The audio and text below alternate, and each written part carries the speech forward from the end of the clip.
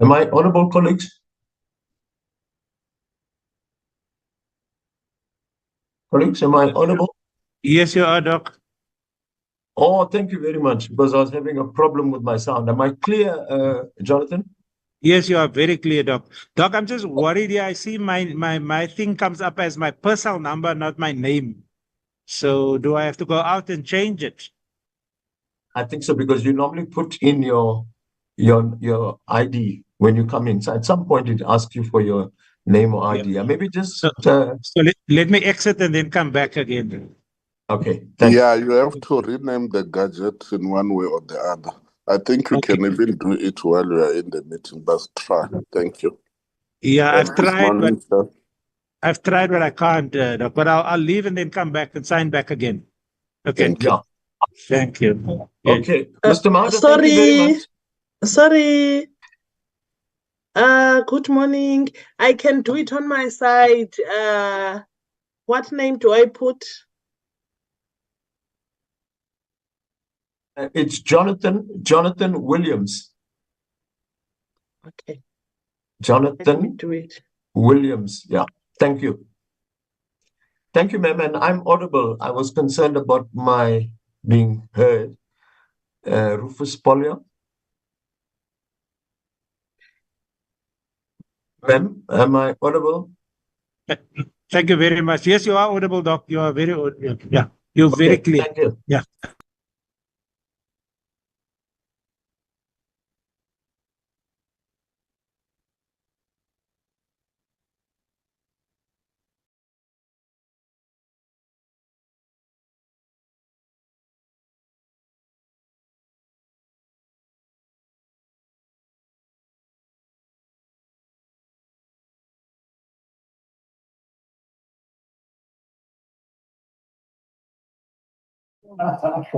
Morning, colleagues. Can I just quickly check if you can hear us from that side as well?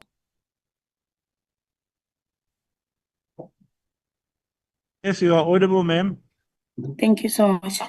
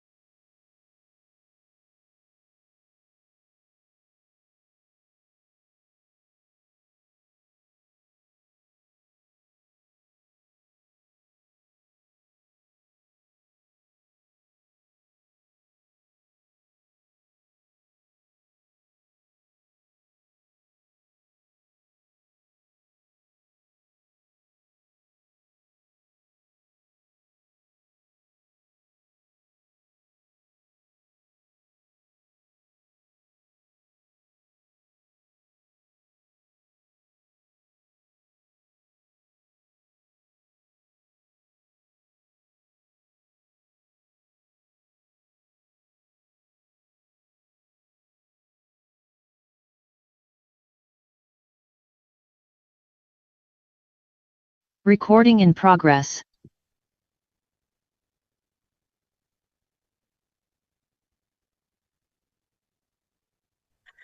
Good morning, Chair. Good morning, honorable members and everyone present in the meeting. Chair, the time is 10 o'clock now, so you may start the meeting. Thank you.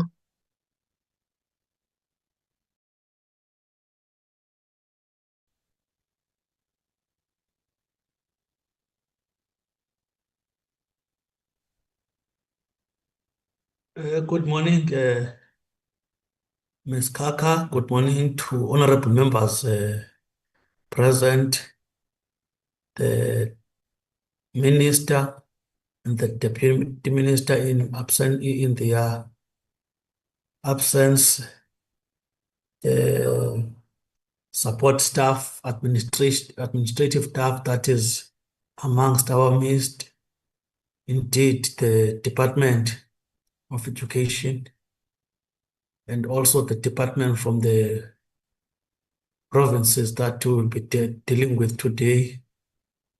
The directors, deputy directors, indeed, everyone that is present. I do not want to leave anyone behind. I'm apologizing if there is anyone that I'm leaving behind in my greetings. Our meeting now is starting. Honorable members, indeed, I don't know whether I'm audible enough. You are, Chairperson. You are audible. Yes, you are, Chairperson. Yes, thank you very much, honorable members. Yes, our meeting is a continuation of meetings that we are engaging on. Last week we had two cities, the city of Tshwane and city of Johannesburg. Today we are embarking again on the same process. Specifically, the city of Northwest.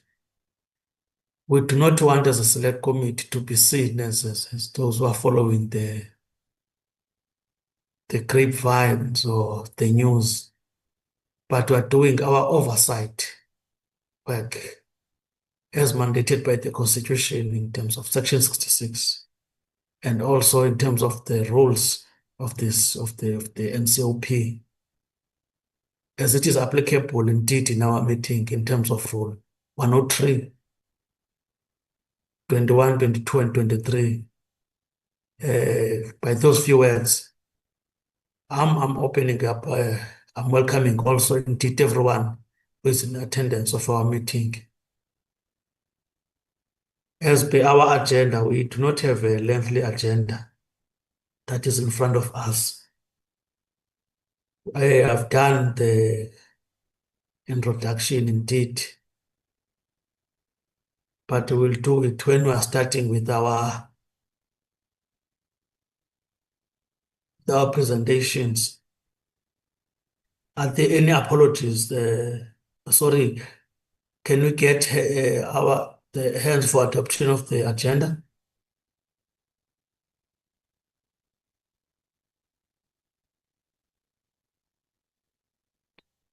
Honorable Adrianse, you are I move noted. to adopt the agenda, Honorable Chairperson. Thank you very much, Honorable Adrianse. Honorable Mokwele. No, thanks very much, Chair, and greetings to you and honorable members in the platforms and the officials. I rise to support Honorable Adrian said that we move with the agenda as presented before us. Thanks very much, Chair. Thank you very much, Honorable Mokwele.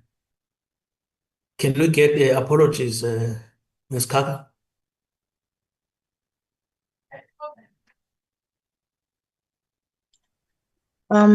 Greetings again, Chair. Chair, I've got 5 apologies in total. The first apology is from the minister. She has been invited to accompany the president The second apology is from the Deputy Minister.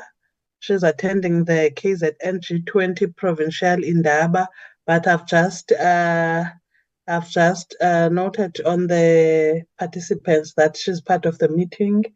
I've got an apology from Honorable Briette. She's on study leave. I've got an apology from Honorable Ngabo. She's on sick leave. And I've got an apology from Honorable Chirwa. She will be joining us late because she's traveling. Thank you, Chair. Thank you very much, Ms. Kakak. Can we note the apologies and then also acknowledge the presence of the DM? I thought she would be totally absent in our midst. If the DM is available, just for some intro, if it's feasible for the DM to do so, but if it's not, that won't be a problem. Can I check if we do have the DG in the absence of the minister and the deputy minister? Good morning, Chairperson. My name is Granville Whittle. I'm the acting DG for the department at the moment. The substantive DG, DG Mwele, is out of the country at the moment. I'm told that the Deputy Minister has just taken the podium chair at the G20 in Daba. And as soon as she's made her introductory remarks there, she will join us. And I'm sure that she would then, share a few words here as well. We are ready to proceed from our side, Chair, if you advise us to. Thank you very much, Mr. Whitley. Am I pronounce it correctly? Yes, that's perfect, Chair. Thank you. Yes. I do not want to offend you. First, before we can allow that, we will just acknowledge the apologies indeed. Hopefully that you are going to be able at least to assist us in every question that will be, in fact, any clarity that we might need for us to be able to proceed. Yes, in terms of the program, of the agenda in front of me, you are the leader of delegation. I will just give the floor to you now, Chair, to lead us as such on both presentation of the Department of Basic Education and also on the Northwest Education Department. The floor is yours, Mr. Whitley. Thank you. Thank you very much, Chairperson. Chairperson, we are joined this morning by our DDG, our head of curriculum, the chief director who's responsible for exams and his team. And then I see several... Sorry, Mr. Whittle. Can you just, for convenience purposes, to see your face, and then you can hide it after that.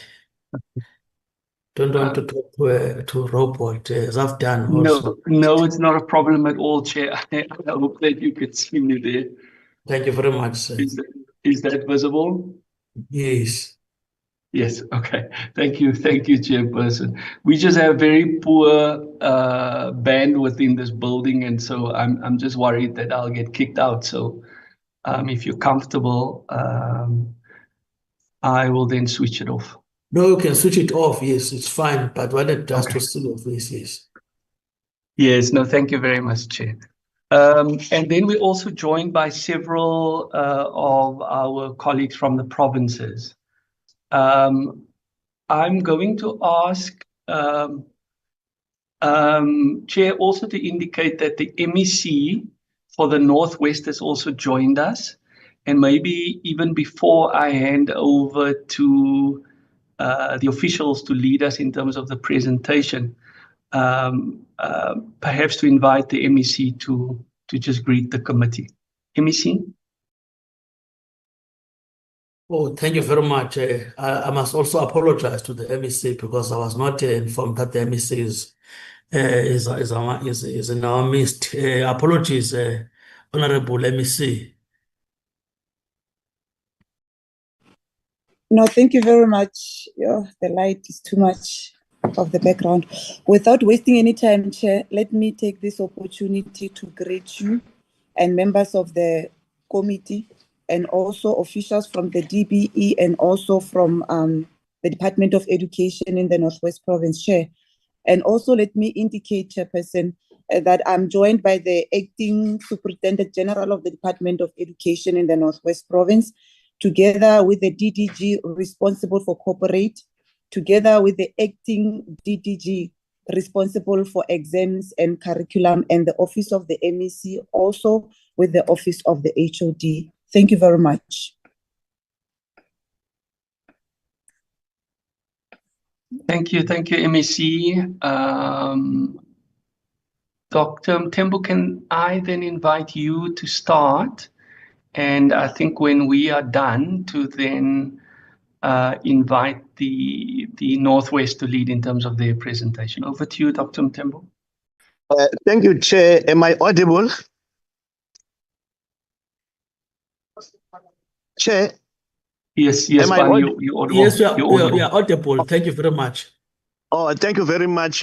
Let me then greet your good self, Chair, and the leaders of our country and of leaders of our democracy in the platform, in the select committee who have invited us. Let me also greet the officials of the Department of Education from provinces, as well as the Northwest Department of Education under the leadership of the Honorable MEC and the Acting Superintendent General.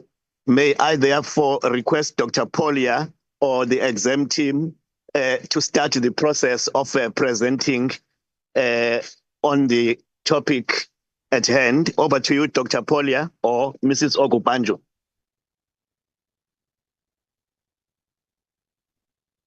You, DDG Mthembu.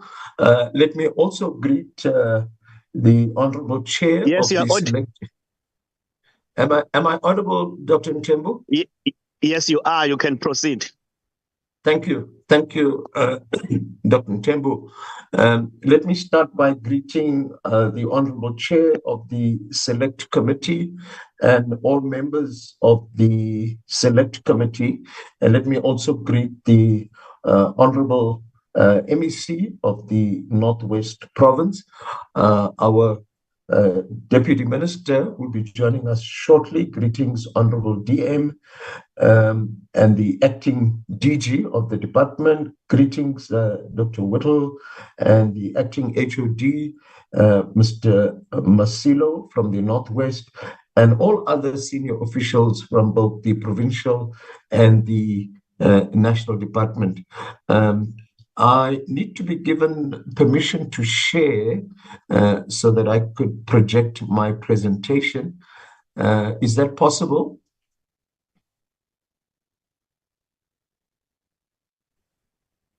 Yes, indeed, you can proceed. Okay, you can do.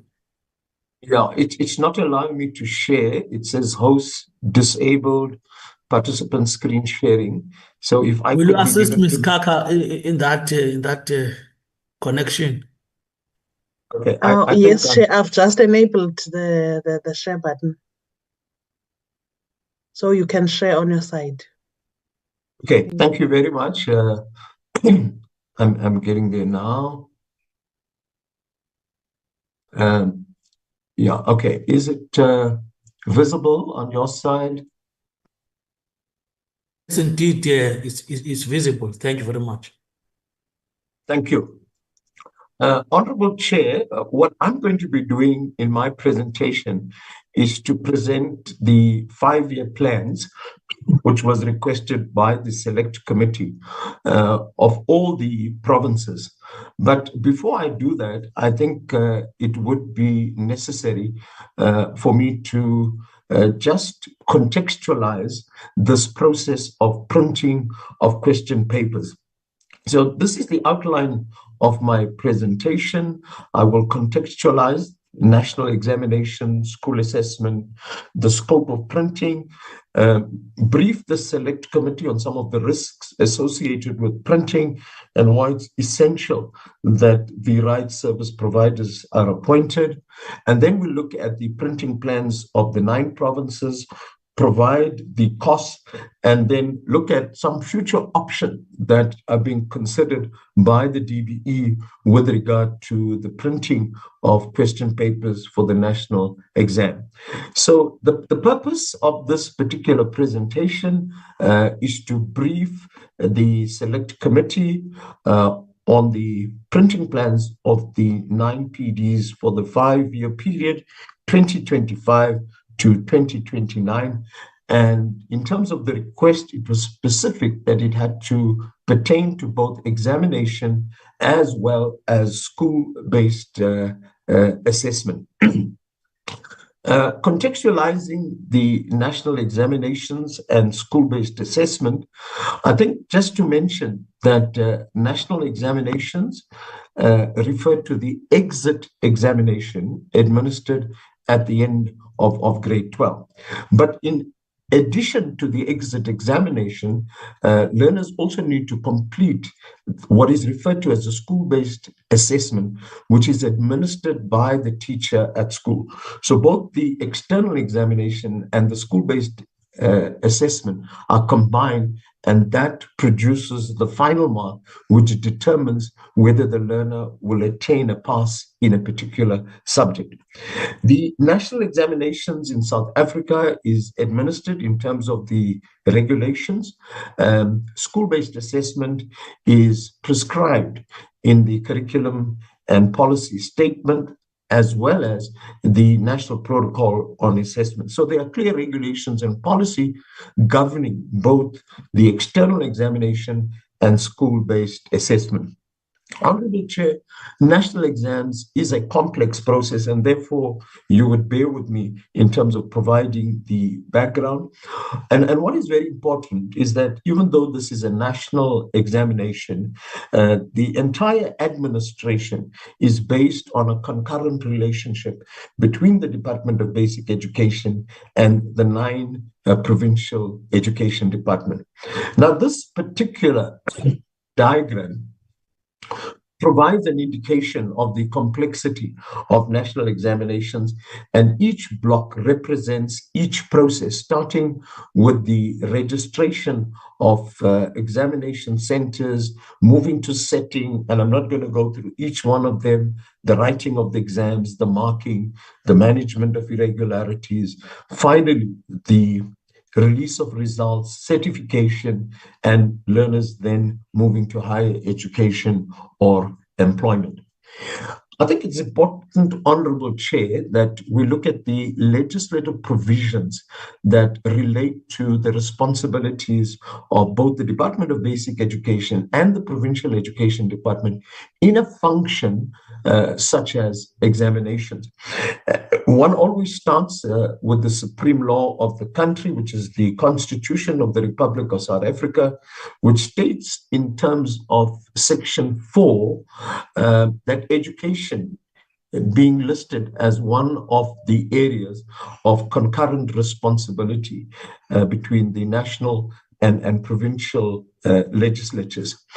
We then move to the national education policy, which clearly indicates that the minister will determine national policy in terms of the following: the curriculum frameworks, education program, learning standards, examination, certification, subject to the provisions of any law relating to the national qualifications framework and the accrediting body.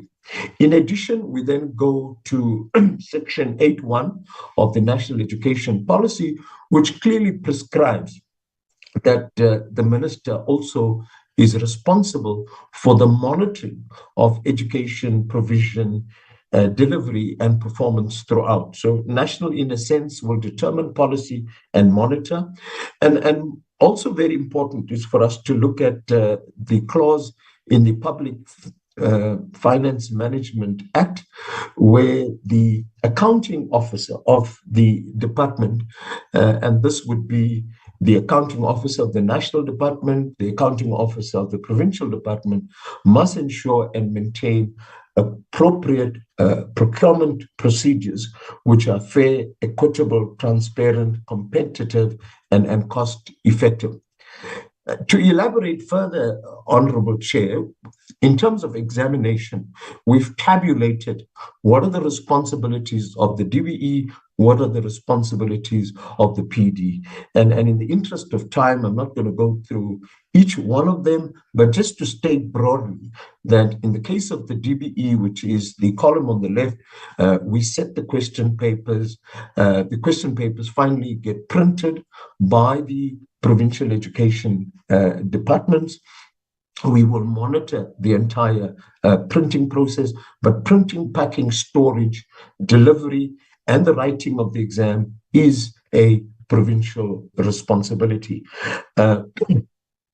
Finally, the Department of Basic Education will manage the National Examination Computer System, where after marking, marks are captured, and the entire capture, the entire processing of results resulting would then be managed by the Department of Basic Education.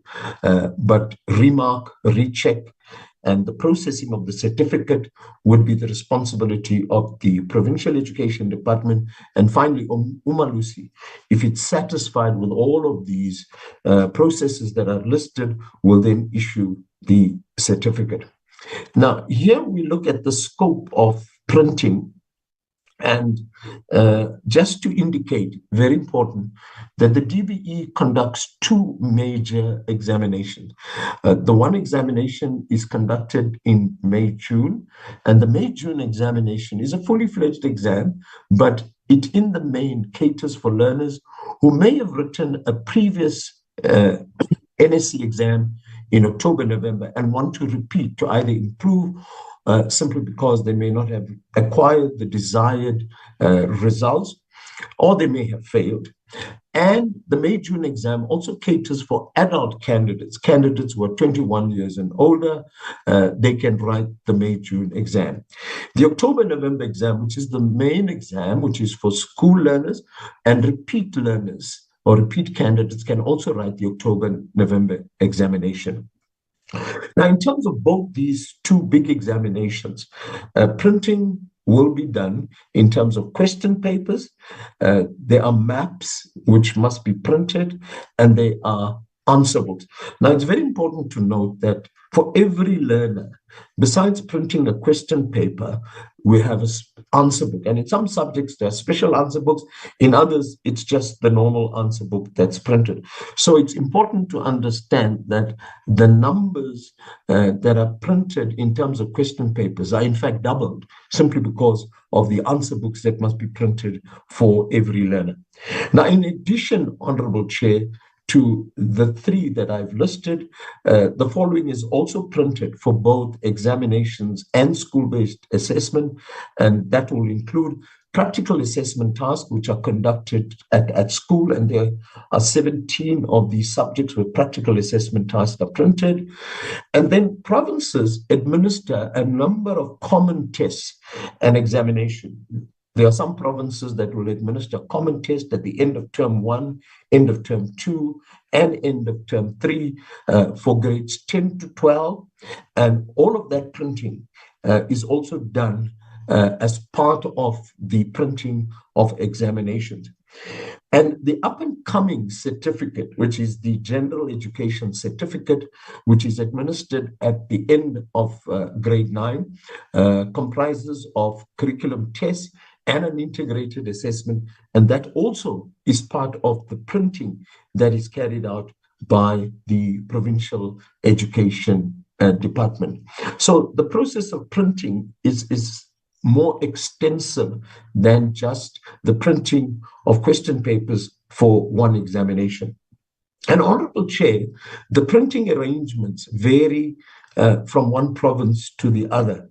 And The Department of Basic Education will set the standards for printing, packing, storage, and distribution, but the provincial education departments will finally determine the arrangements with regard to the printing, packing, and distribution arrangement in that province based on their context and their available budget, which simply means that PDs will procure the services required, and the DBE is not involved in the procurement process of the provincial education department.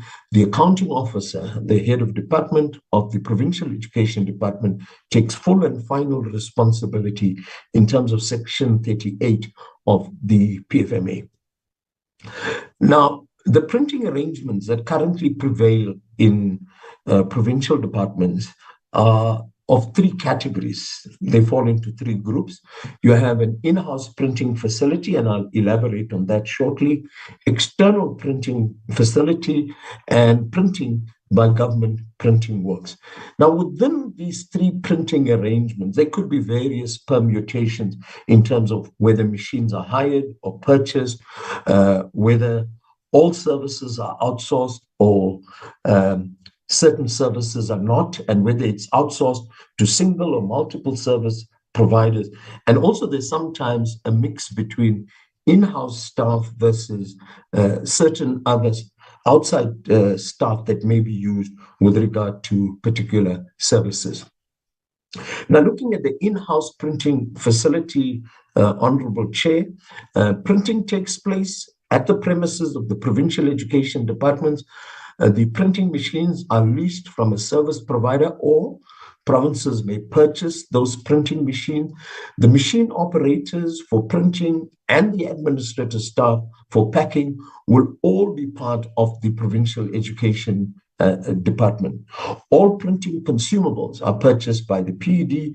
The storage and the distribution of question papers to schools, or what we refer to as storage points, are undertaken by the PED. So everything is in essence done by the provincial education department, except that machines may be leased from a service provider.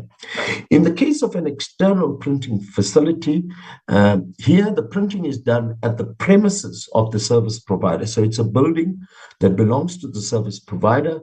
The service provider is responsible for the security of the printing venue. The printing, packing, storage will be undertaken by the service provider. The printing machines, the technicians are the responsibility of the service provider, and the other services that the provider may include could be one of the following.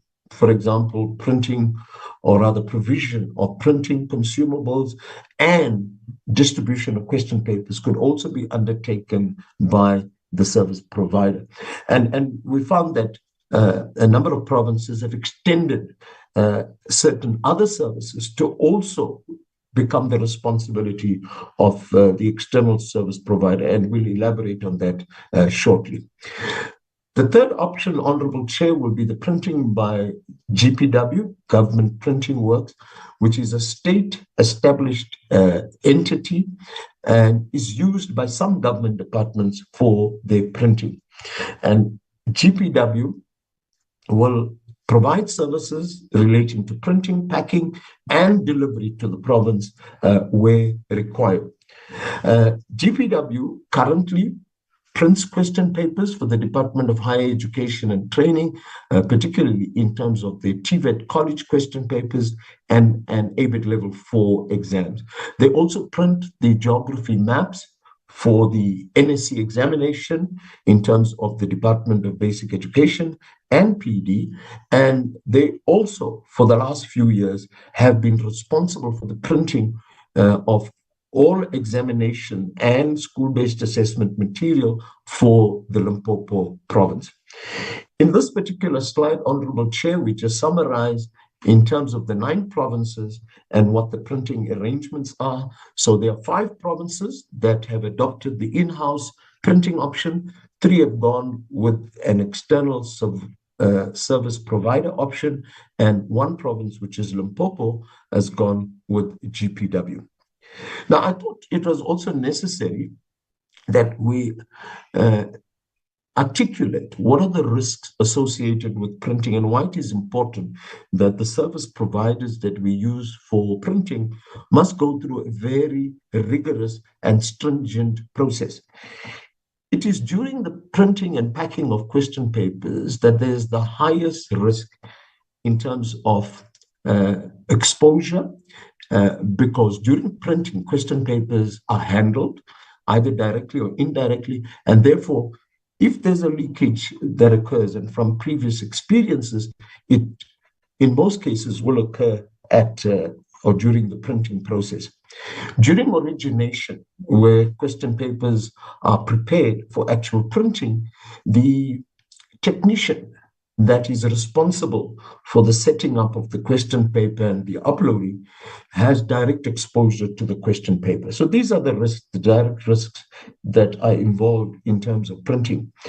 When the question paper is being printed, and this could take a day or two or sometimes 5 days, depending on the number of copies that are printed and depending on the number of learners for that particular subject, the machine operator has direct exposure to the question paper, even though question papers are printed at an extremely high speed, but there is that direct access to the question paper by the machine operator. And during packing, officials also handle the question paper. So hence, the printing of question paper must take place in an environment of the highest security, with the appropriate CCTV cameras, so that every step of the process is monitored, but not only monitored, but recorded if there's a need to go back. And we find that only officials that are vetted are allowed to work in this environment, and there are strict protocols in place and very close supervision. The standards for printing, we prescribe pre-sealing, which means that you only have open exposed question papers during origination and when printing takes place, and thereafter the machine would pre-seal them into sets of 5 and 10 and possibly 20, so that when the packing takes place, there's no direct exposure to an open question paper. A number of PEDs have moved to automated packing, which minimizes physical handling of question papers. The printing and packing of question papers is highly regulated, and therefore providers that are finally allowed to render this service are subjected, as I initially indicated, to very robust and stringent selection processes. Subject service providers are also subjected to close monitoring, and at no point will a service provider be left on his or her own to print question papers. There will always be departmental officials monitoring the printing process.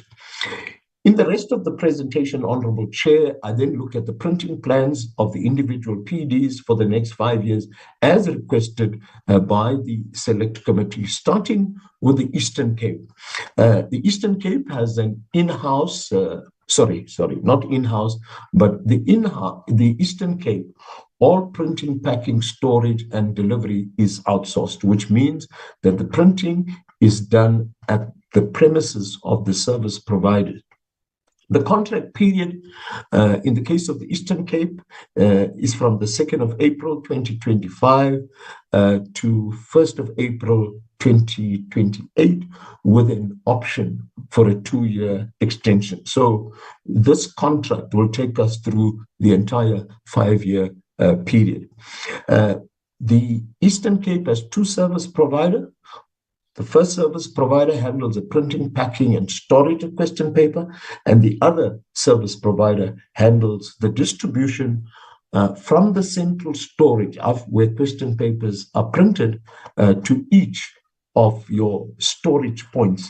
And there are over 20 storage points in the case of the Eastern Cape, where question papers are stored, and from those storage points, they are then delivered to schools on the morning of the examination. On this particular slide, for every province, we list the scope of printing.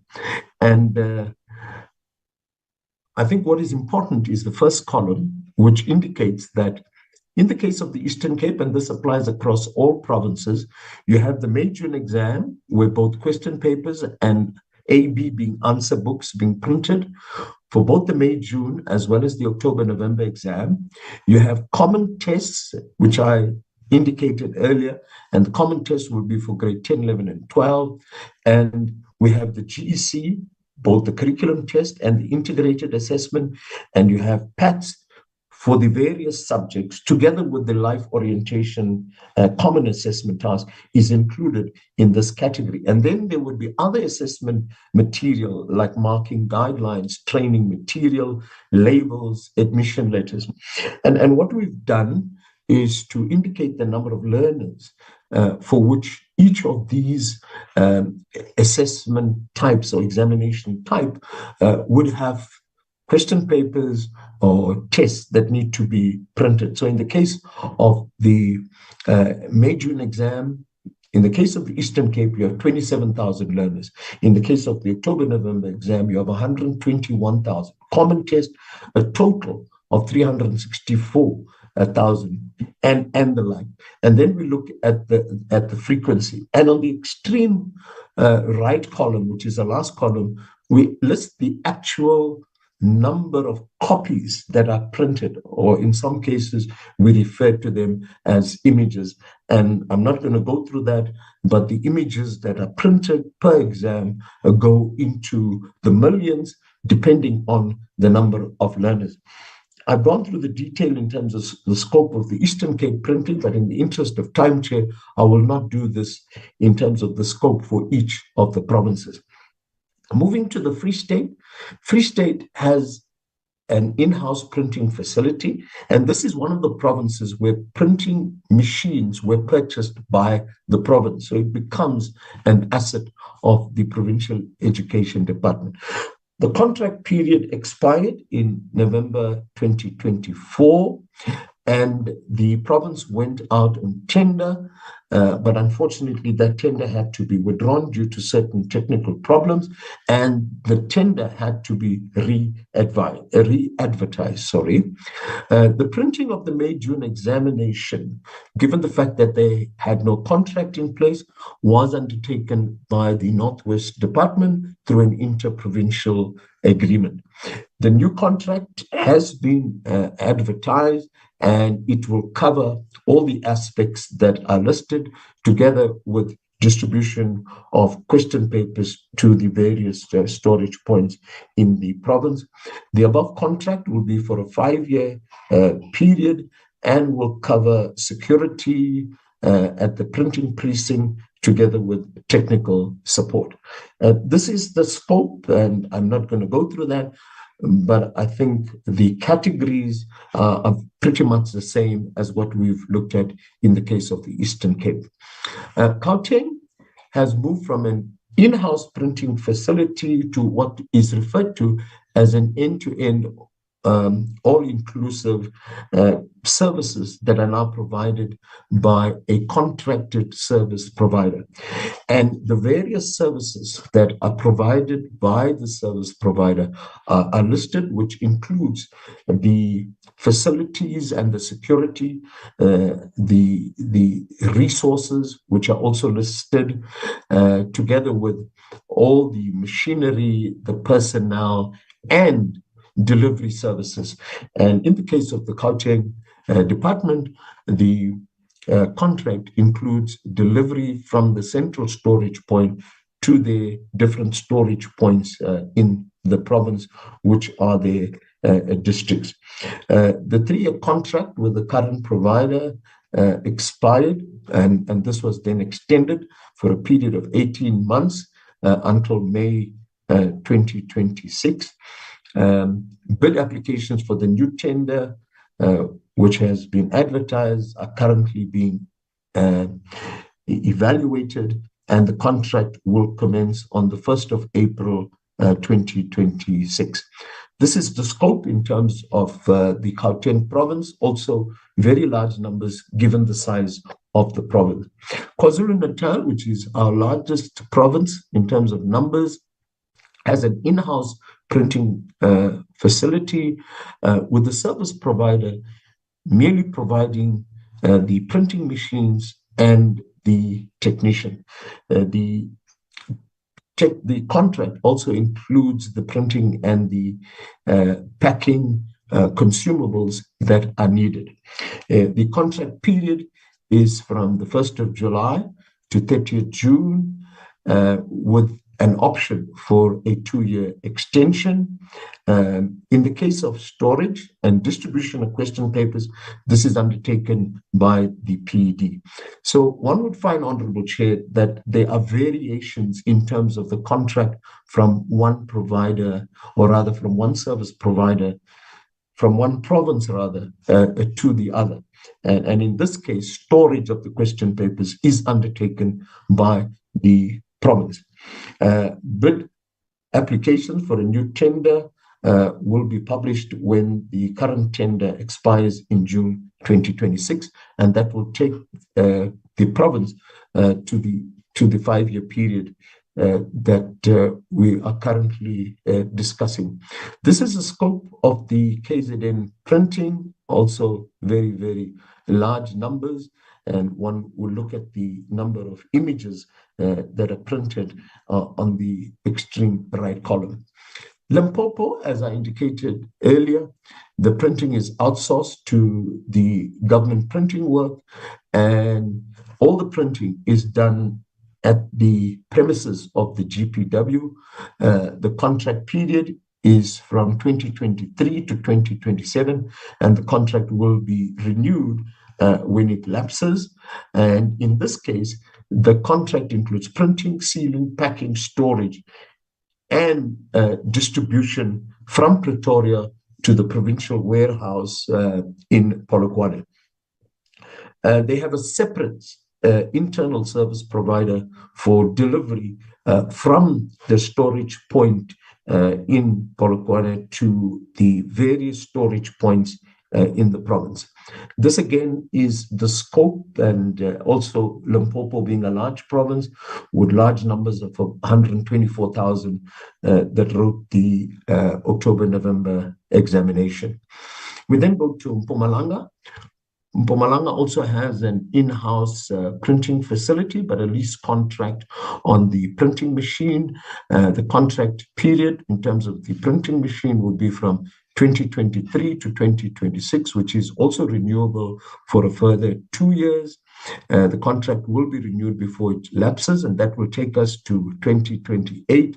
And the contract in this case includes printing, sealing, packing, storage, and distribution. The contract also includes provision of technical support. A request for bids from prospective providers to be advertised in 2028, and that will take them for a 3-year period to 2031. This again is the scope of the Mpumalanga printing. We then move to Northwest. Northwest has just awarded a 5-year contract, and here again it is an end-to-end solution, which means that it goes beyond just the printing, packing, and storage. The contract will end in 2029, and I've tabulated the services that are included in the Northwest contract. It includes secure printing of question papers and answer books, the pre-sealing of question papers, the packing per school and per storage point, sealing and boxing of both question papers and answer books, storage of the question papers and answer books after printing, together with secure transportation to the 5 main storage points. The other add-on service, which we've not seen in other provinces, is a storage facility for answer scripts after the examinations have been written. They're brought to a central point where they are stored, and that is also part of the contract. In addition to storage, there's also the distribution of answer script to the 20 marking centers. Just before marking commences, these scripts will be distributed to the various marking centers, and then the scripts get collected from the 20 marking centers, brought back to the central storage point. And then these scripts are guillotined and scanned. Every page of every script gets scanned, and the province now has an electronic repository of all answer scripts, which allows for easy retrieval of scripts for remarking and whatever other queries may be needed. And the Northwest will provide more detail regarding these additional services. And these are offered for both the May, June, and October, November. And this is the scope in terms of number of learners and number of images. We go to the Northern Cape. They have an in-house printing facility, which has been contracted to a service provider in terms of these services, which includes printing, the packing, pre-sealing, boxing. In the case of the Northern Cape, the service provider also provides security services for the vehicles that will be transporting the question paper. So there's remote surveillance on the vehicles that are transporting, but in addition, they now have closed-circuit television access to the storage points where the question papers are stored. And this service is offered by the service provider and is part of the contract. The service provider also provides a tracking facility of all examination material from the storage point to examination centers, and also the scripts are tracked. And also this service allows for digital storage. The contract does not include delivery. Delivery to the various points will be done by the Northern Cape Department of Education officials, accompanied by guards. And the period of this contract is from May 2022 to 2027. And beyond 2027, a new tender will be published. And this again reflects the scope of the printing, as in the case of the other provinces. The last province, Honorable Chair, is Western Cape, that has an in-house printing facility with a lease contract only on the printing machines. The printing machine operators, administrative staff is the responsibility of the WCED. The contract, besides the machine, will include on-site technicians, consumables, and these consumables are listed. The contract excludes the plastic wrapping, the packing, and the distribution. The current contract is from 2023 and will expire. Yeah, unfortunately, the side of my screen is blocked, so I'm not able to read what's at the extreme, but you can see the proposed extension would be from 2026 to 2028. That's the 2-year. And in the case of the Western Cape, the GEC curriculum tests are outsourced to a separate service provider due to a clash with the NSC exams. And the province will, 18 months prior to the end of the contract, will prepare for the advertisement for an open tender for a 5-year contract with a new service provider. And this would be the scope of the printing. And in this slide, Honorable Chair, I provided a summary of what I listed just for easy access. What is the situation in terms of each of the provinces in 2025, 2026, 2027, 2028, and 29. And then getting to the costs. And here I'm going to have a problem because my screen is blocked on the extreme right by an icon, and I'm not sure how to remove this icon so that I'm not able to do that. Let's see if I can move it. Oh, yes, I can. That's helpful. Let me go back. Okay. Let me move this to this point. Yeah, okay. Apologies for that, Honorable Chair. What we've tried to do in this table, Chair, is to try and bring components of the contract and put them together.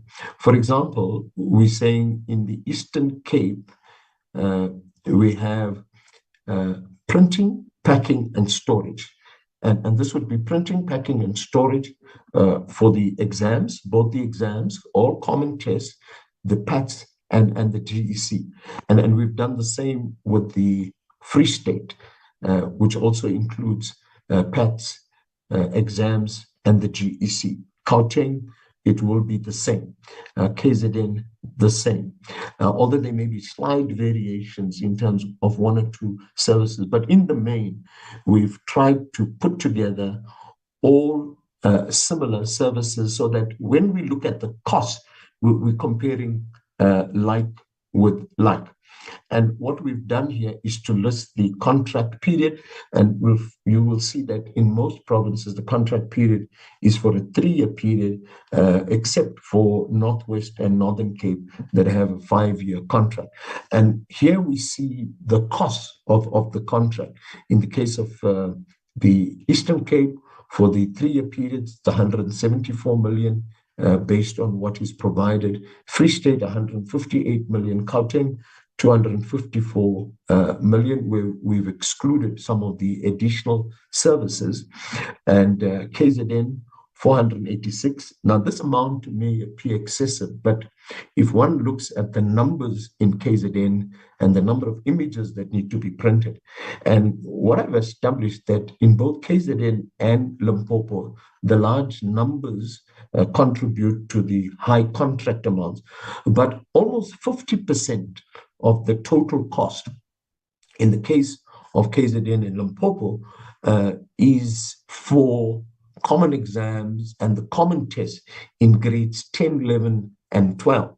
And the numbers in grades 10, 11, and 12 are high, and that explains the very high cost in the case of these two provinces.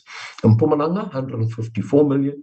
In the case of Northwest, and this will be elaborated further, the contract amount is 556 million. But what we have done in this case is to exclude the additional services. And if one looks at the 5-year contract amount in the case of the Northwest, that amounts to 368 million. Now, if you're comparing like with like, and if you were to take the Northwest and reduce that to a 3-year period, you end up with an amount just over 210 million in the case of the Northwest. But because it's a 5-year period, it amounts to 368 million. The same will apply in the case of Northern Cape, 135 for a 5-year contract. But if we have to reduce that to a 3-year contract, that would be in the vicinity of just over 110 million. And in the case of the Western Cape, 120 million. Honorable Chair, just to conclude, we thought it would be necessary, given the importance of printing, to indicate to the Select Committee that we are looking at future options. I think what has become apparent through this process is that there are variations in terms of the contractual agreements. And as a department, we've allowed the provincial education departments to exercise their mandates in terms of procurement. But we feel that for the future, we could possibly consider standardization of printing, packing, and storage of question papers. If the Department of Basic Education could nationally determine the specifications for printing, packing, and storage, and we limited the contract to printing, packing, and storage, and these specifications will be determined in consultation with our PDs so that all of them could provide the inputs.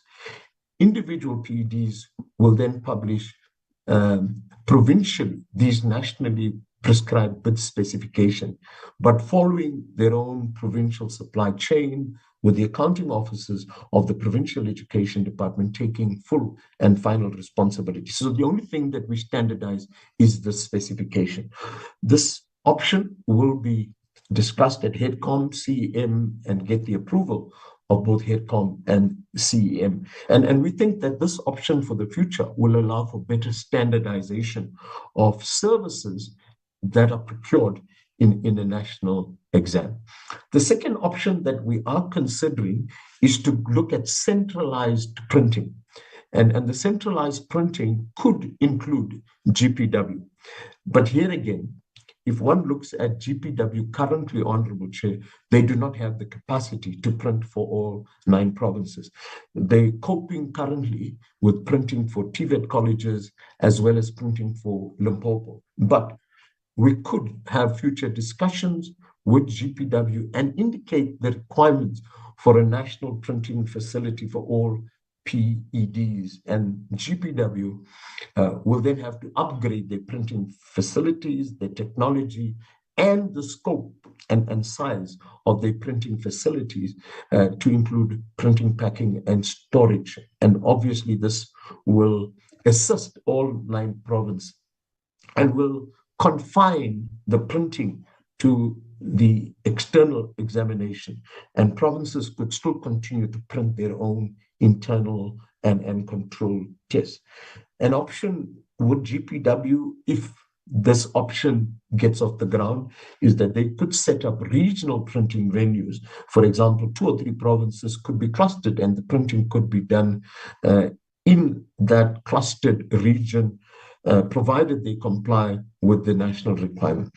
And the last future option, which may not happen, in the next 2 to 3 years, but it's one that we are exploring very seriously, is to look at the electronic transmission of question papers from the DBE to PEDs and from PEDs to individual learners, which means that every candidate will be provided with a tablet, and that would be the first phase.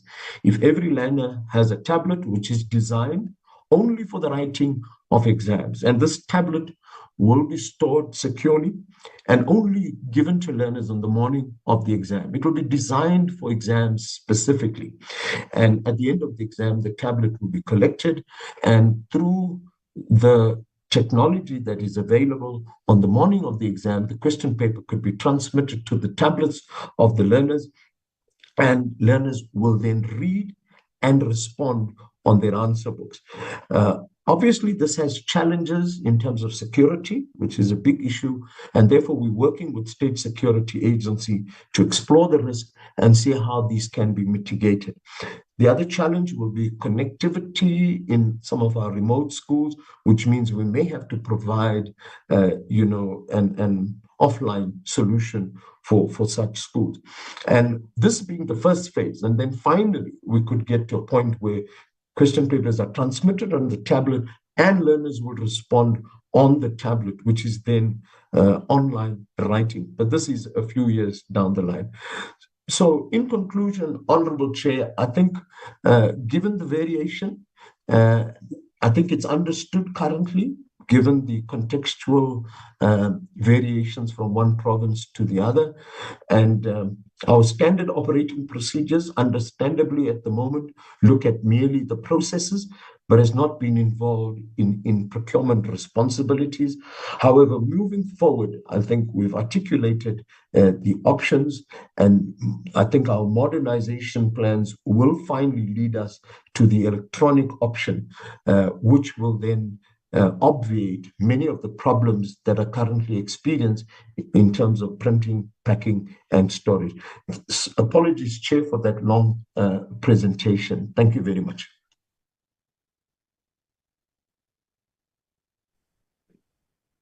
Thank you very much, sir.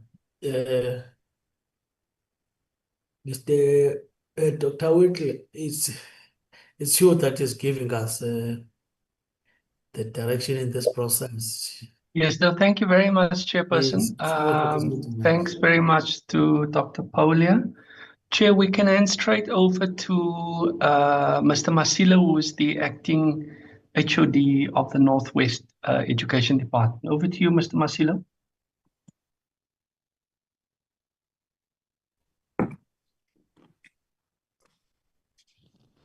Thank you very much, Acting TG. We will allow Mr. Moren to lead the presentation of the Northwest Department of Education. Mr. Moren.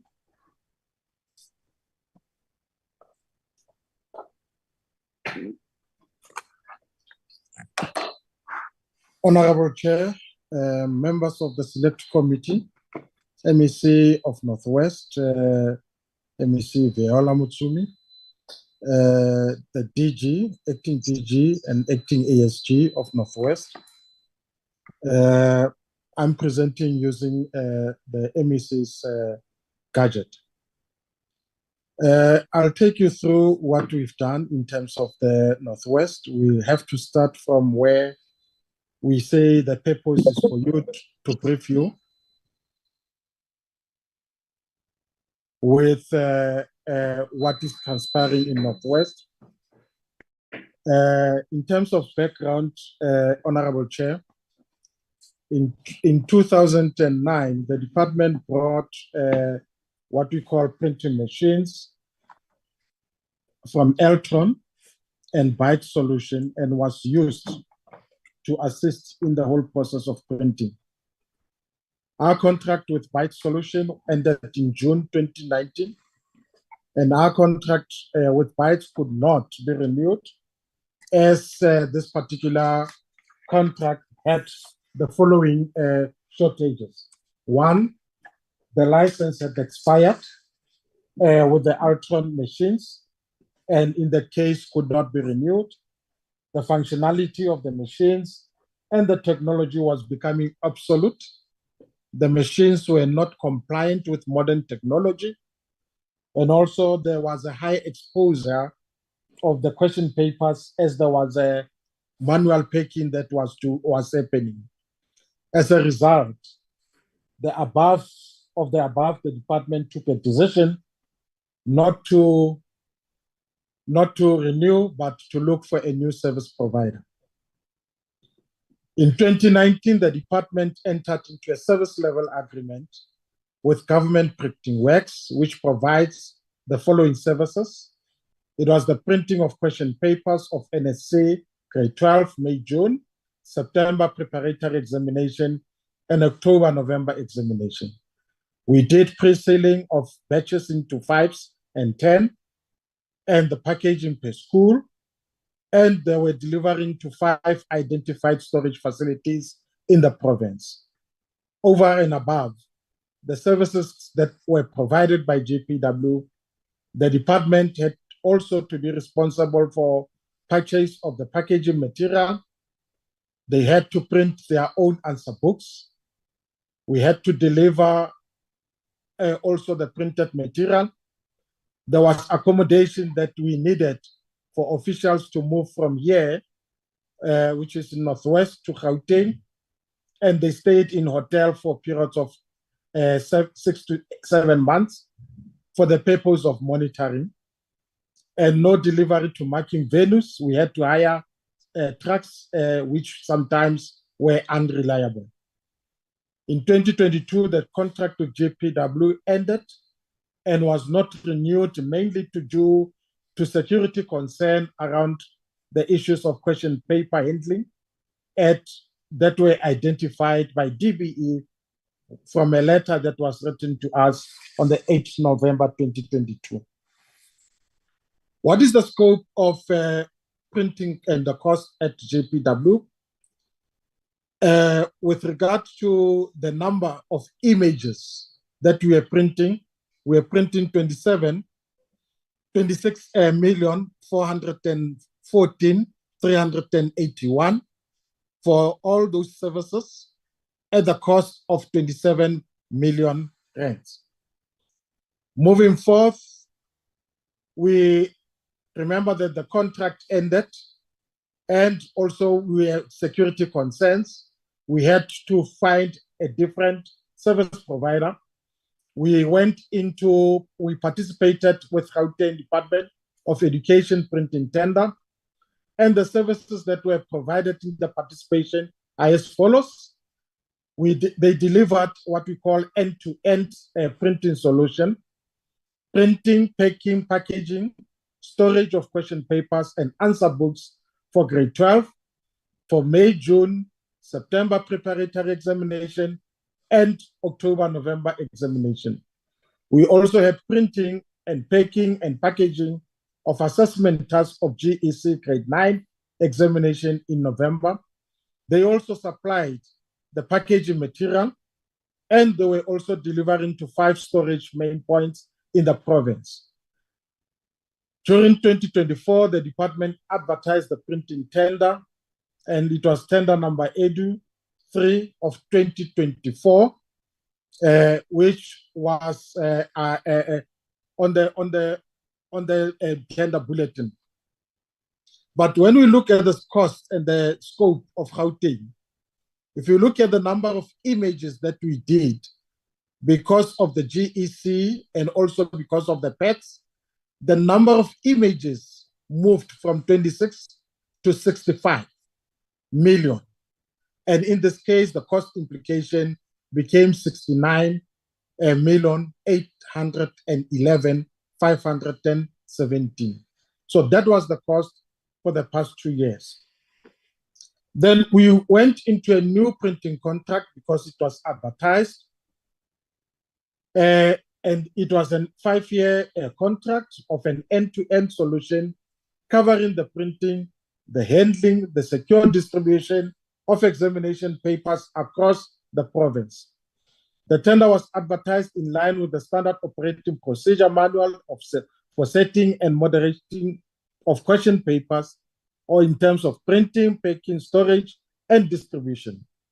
The new contract expands beyond printing to include comprehensive services such as storage, secure distribution, scanning, archiving of answer scripts for both May, June, and November, December examination cycles. The contract cost structure is based on an estimated 80 million images per annum at the cost of R1.26 per copy or per image, a price justified by complexity and scope of services, including A4 imaging, barcoding for security purposes, scanning, and secure archival. In that, this is in terms of the scope, in terms of the number of learners and the number of images that we will be printing for 2025. And in this case, what is the cost? When you look at the cost in terms of the new service provider, when we look at the number of images being 80 million, it's 73,633,449.85. That's the amount without the innovations or additions that we've added. But Northwest went beyond and added some other items, that is your secure storage after printing, during printing, marking, and the storage after marking. The secure distribution, which is weekly escorts of the consignment by armed also personnel to provide to provincial storage facilities, and the monitoring that we are doing of the truck en route, and reports are given every hour. So we are getting reports where the trucks are on hourly basis as they are delivering through the province. We also have scanning, which is guillotining of all scripts per page, the scanning and electronic archiving in the cloud. This necessitates for efficient retrieval of candidate scripts during rechecking, remarking, and viewing when it is required, especially in February and also in July, because of the time frame being too short for that purpose. The archiving of answer scripts for both May, June, and November examination cycle. We always have learners coming back after a month or two after marking, and they say, I didn't receive my results, or my results are still missing. So in this case, if all the scripts are archived, we are able to retrieve the scripts of that particular learner and ensure that the learner gets the results. We have integrated monitoring system through the CCTV system at the printing site. Even wherever I'm seated, even in Mafeking, I'm able to see what is happening at the printing site when printing takes place. the newly built storage facility for scripts, in which they are electronically archived. We looked also at the cost in terms of the 5 years, and we also included CPIX.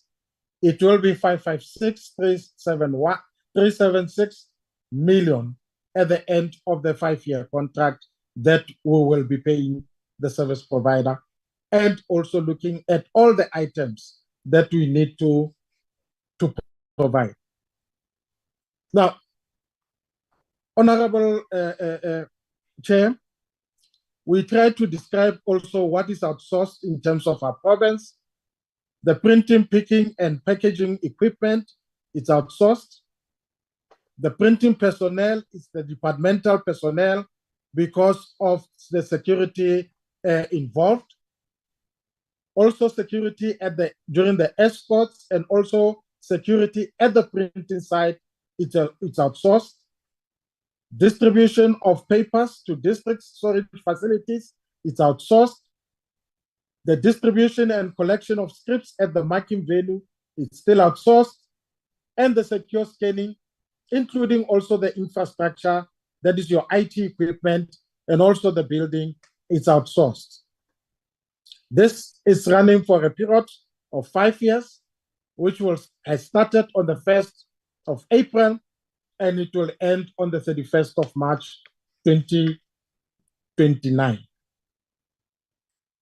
Now, we ask us this question again: is the printing done in-house at the premises of the provider? Or yes, it's done. It's to us, it's done in-house at the premises of the service provider, and the service provider has given us the opportunity to be responsible for the venue during the whole period of 5 years. If the contract ends before the conclusion of the 5 years, what is the plan? The plan is that in terms of the SLA that we sign, it's very clear that is the period for 5 years with the possibility of extension for 2 years. And the printing contract, it does include sealing, packaging, storage, and distribution. And we are packaging in batches of 5 to 10, and they are sealed, packed, and boxed before they are stored and sorted before they are distributed to the 5 storage facilities. In conclusion, Honorable Chair, we are saying the tender that we've gone through has followed all the required supply chain protocols and was open to all qualified bidders, with a successful consortium meeting all stipulated requirements. The Department of Education is committed to delivering quality education to all learners across the province through efficient management of examination processes and innovative solutions. The department will also strive to uphold the highest standards in education and also assessment integrity. Honorable Chair, we would like to thank you from the province. That's the end of the presentation. Thank you. Thank you, Chairperson. That concludes the 2 presentations from the DBE and from the Northwest. Back to you, Chair. Thank you very much. I wanted to check if because he's a politician, the MEC, after the presentation of Northwest, before I can allow other, if she does not have anything to say on the presentations, or must I just go straight to engagements? No, without wasting any time, Chair, and thanks for the opportunity. Mine is just to confirm that the presentation done by my colleague here is a true reflection of the Department of Education in the Northwest Province. Thank you very much. Okay, thank you very much. Honorable members, it's an opportunity now to engage both presentations. I can see the hand of Honorable Adrianza, Honorable Letitia, Honorable Sibande. Yes, in that order, honorable members. Honorable Mukwele. Honorable Adrian, so you are recognized. Thank you, Honorable Chairperson. I want to ask regarding the Northwest Honorable Adrian, will you just show your face so that and then you can switch it off after that, the camera. Okay, I'll quickly do that. Can you see me? Yes, indeed. Thank you very much. Okay, thank you. I'm switching it off for bandwidth. Okay, thank you. I want to recognize the presentations and thank you for that. Education is very close to my heart, so I'm quickly going to ask a couple of questions. So the first thing is when I hear outsourcing and I hear the money that's being spent, as per the printing per option per province, I want to acknowledge what was said in the first presentation about centralizing the printing, and which can actually save money if we get I can almost say, a good deal. Now, if we look at this, the responsibility for the printing. Now, are we sure that the process that's now being followed, did we do enough research and a comprehensive study that the leasing and the long-term going on of these contracts are more cost effective than actually purchasing and owning? If we look at slide 14 and 15. So, and the printing personnel, to who do they report? Who is responsible for consequence management on what transpires there? And what innovations are on its way?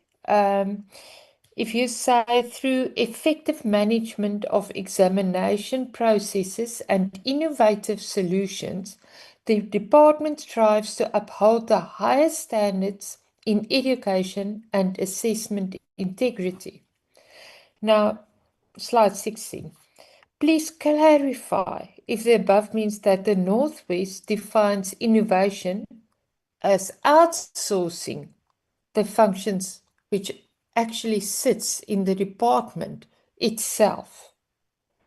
And how will you have implemented innovation in terms of the examination cycle and substantiate these answers in terms of reports submitted to the National Department, highlighting the innovation in terms of measurable impact achieved?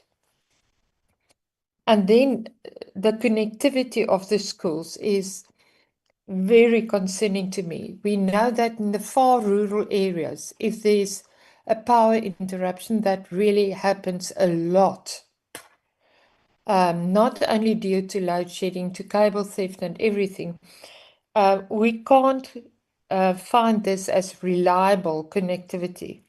So which strategies are being pursued to ensure that all schools can connect to gain access to learning resources and information throughout the year, in addition to allowing access to electronic examinations, which will be the ultimate? Thank you. That's it from me, Mr. Chairperson. I'm leaving some for my colleagues to ask. Thank you very much, Chairperson. Chairperson, mine is just very brief. I think the previous speaker have touched on some of the questions that I want to raise. But I want to check what is the cost of, they need to give out the cost per learner for this exam papers. And then in terms of accountability, I want to check with him what measures do they have in place, for service providers leaking exam papers, because we see it all over. And it's really sad that a Department of Education, while we are speaking of fourth industrial revolution, are still on a paper trail. So I want to check with them, why can't they speed up this process of going digital with the exam papers. And with this huge cost of exam papers printing, what is the plan to insource the services? And while I'm on that one, I also want to find out how many of these service providers are Black-owned businesses. And the department must provide us with cost of all provinces, or is it only Northwest that have drastically increased? They need to give us a clear breakdown of that. And then also I want to check with the department, are there any people's lives at risk that are specifically involved with the appointed contractors like Lebon, Altron, and DSV Consortium? Are any of those people's lives endangered? Thank you, Chairperson. That order. Chairperson is Mr. Sibande. Then mine, I wanted it to follow my colleagues, honorable member, to maybe to thank the presentation. But nevertheless, you see, I'm not satisfied, Chairperson. Let me start by saying,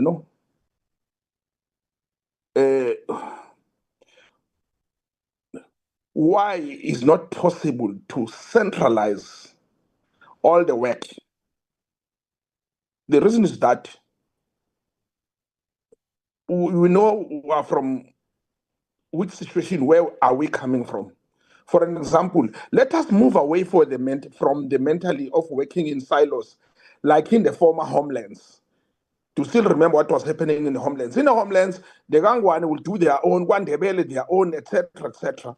But now it's a new dispensation, but we are still operating with the same system, of which it's not honest about that one. And also, they've touched it, but I'll reiterate it, the issue of leaking of papers. And also what is worrying me, I wanted to find out that there is no duplication of responsibilities, because I was touched when they quoted Section 38 of the PFMA in terms of this in this setup. But are we complying? That's my question. Are we complying with the very same? Is the department complying with the very Section 38 of PFMA or not? Because I'll put an example. I was also touched about this. I was provoked when you are saying that Northwest must what is it? Must give their presentation beside other provinces giving their perform the best. But as it goes on, there are things which they've raised. I'll make an example. As I was indicating that, why don't you do the things to be printed central and some of the job to be done central? Northwest, they've got a storage of unsubscribes, while the other province, they don't have. So what is the status quo in that regard? Because the interpretation as if Northwest is the best, is having some extraordinary work to be done. And also this thing of, you indicated that one is an additional service. Why you are saying is an additional service? If it's an additional service, why is not happening in other provinces as well? And then also at the end, the presentation of the Northwest, they were saying the machine is not in compliance. That's why they changed the contract. But it's worrying me. If the machine is not compliant, why they don't try to get their own machines instead of outsourcing it? Because by outsourcing, and also they've said, they agreed with their own mouth that it's a high risk in terms of hiring trucks and all these things that and also I don't know what to do. This thing make me to be very emotional.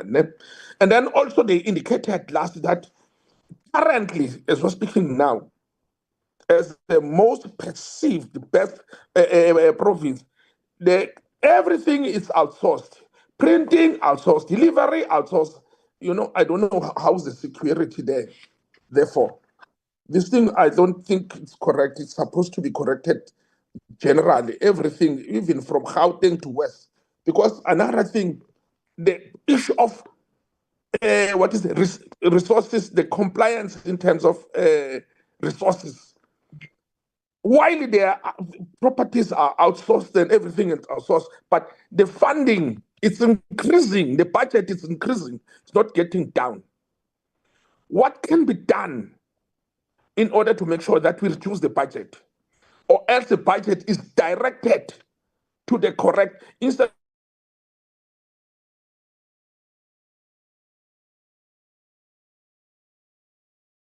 the budget to be giving students so that we can have, I repeat again, so that we can strive to have people with math and science in our own country. Why we budgeted for this to pay the private companies, private people? No, something must be done. I'll put it there. Thank you, Chairperson.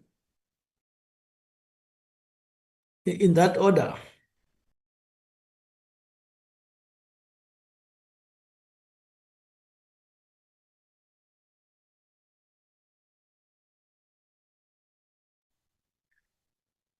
Chairperson, greetings to you and thanks, honorable members.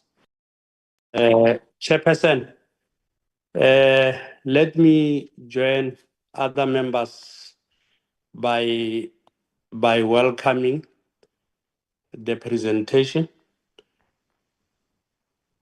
Let me join other members by welcoming the presentation.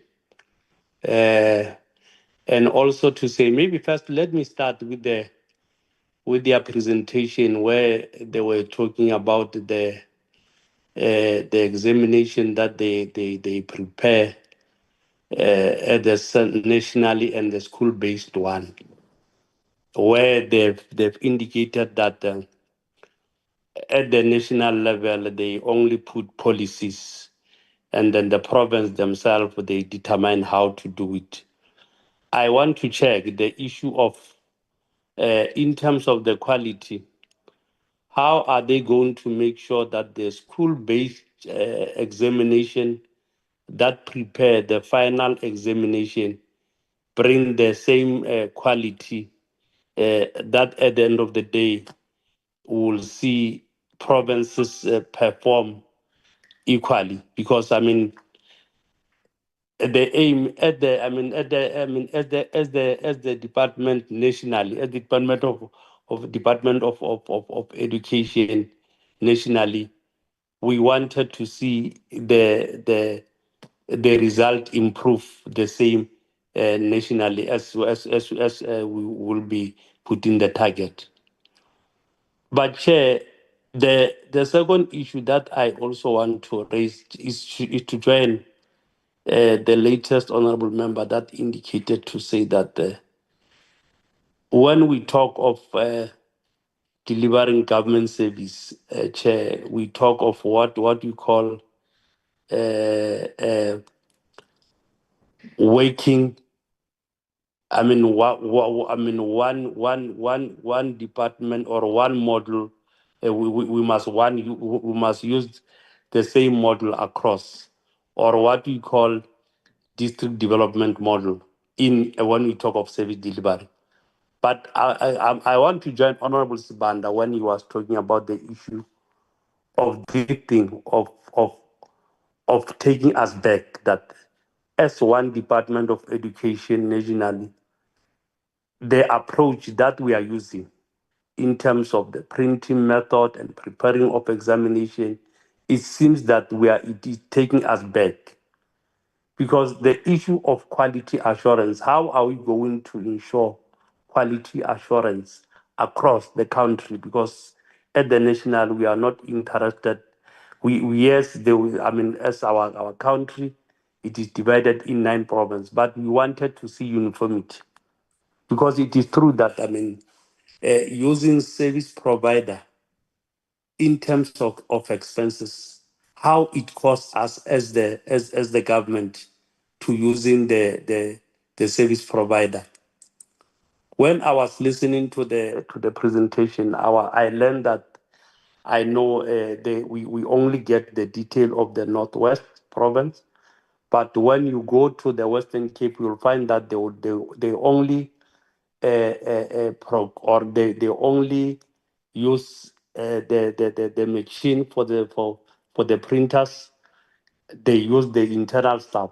But in terms of the cost management across the provinces, as the department, is it cost effective to use service provider for that important service? Because remember, colleagues, we always hear about the leakings of question papers, but now, because of now, as the slave committee today, we are getting the privy information that this thing of utilizing outside service provider, how are they ensuring that quality that we always want? I mean, as the Department of Education at the national level.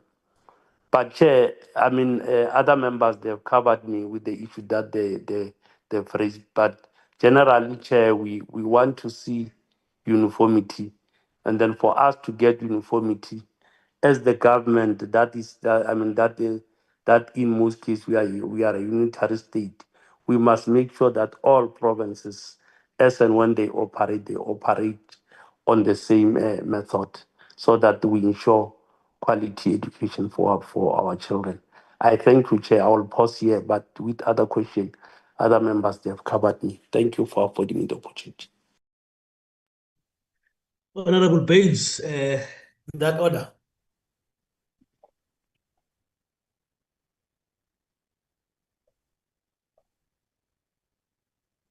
Good morning, Chair. This is me. I will now switch off my camera. Okay.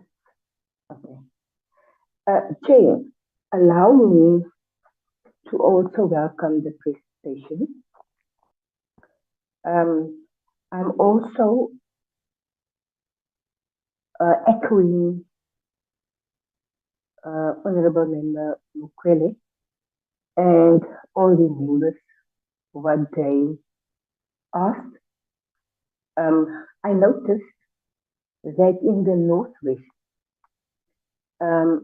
they are honest and frankly providing us with their weaknesses and their challenges. So, Honorable Baines, you are not audible enough. We will try to be audible so that we can be captured your questions and comments. Okay, can you hear me now? No.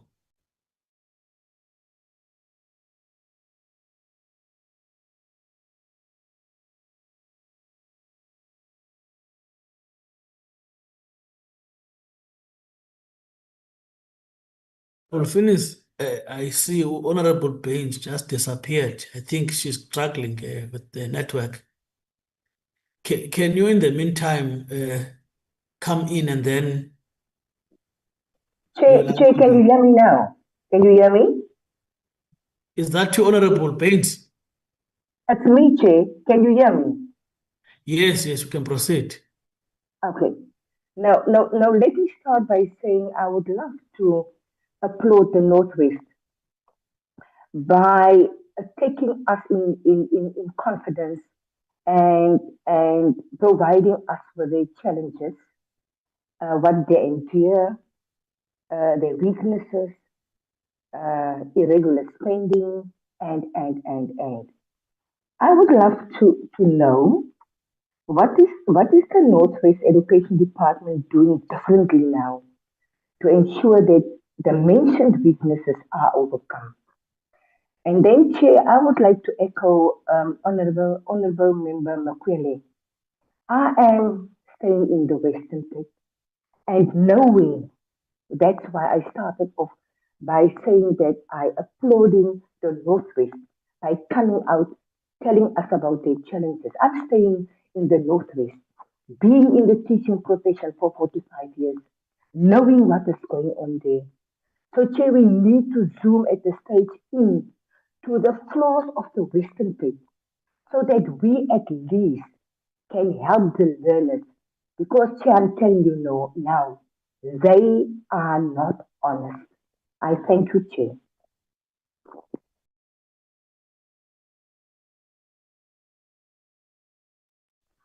I'm done, Chair. Chair, I'm done. Yes, yes, Honorable, finish. Thank you, Honorable Chair. Just to see, so that you can see that it's me.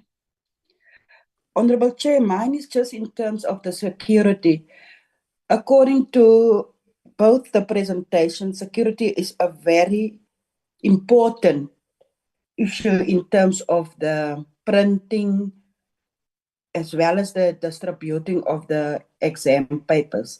Mine is just, can we or can the department, national department, can't they explore the one of the South African Defence Force, because they are available and they can do that security in terms of all the security issues with the exam papers. I thank you, Chair.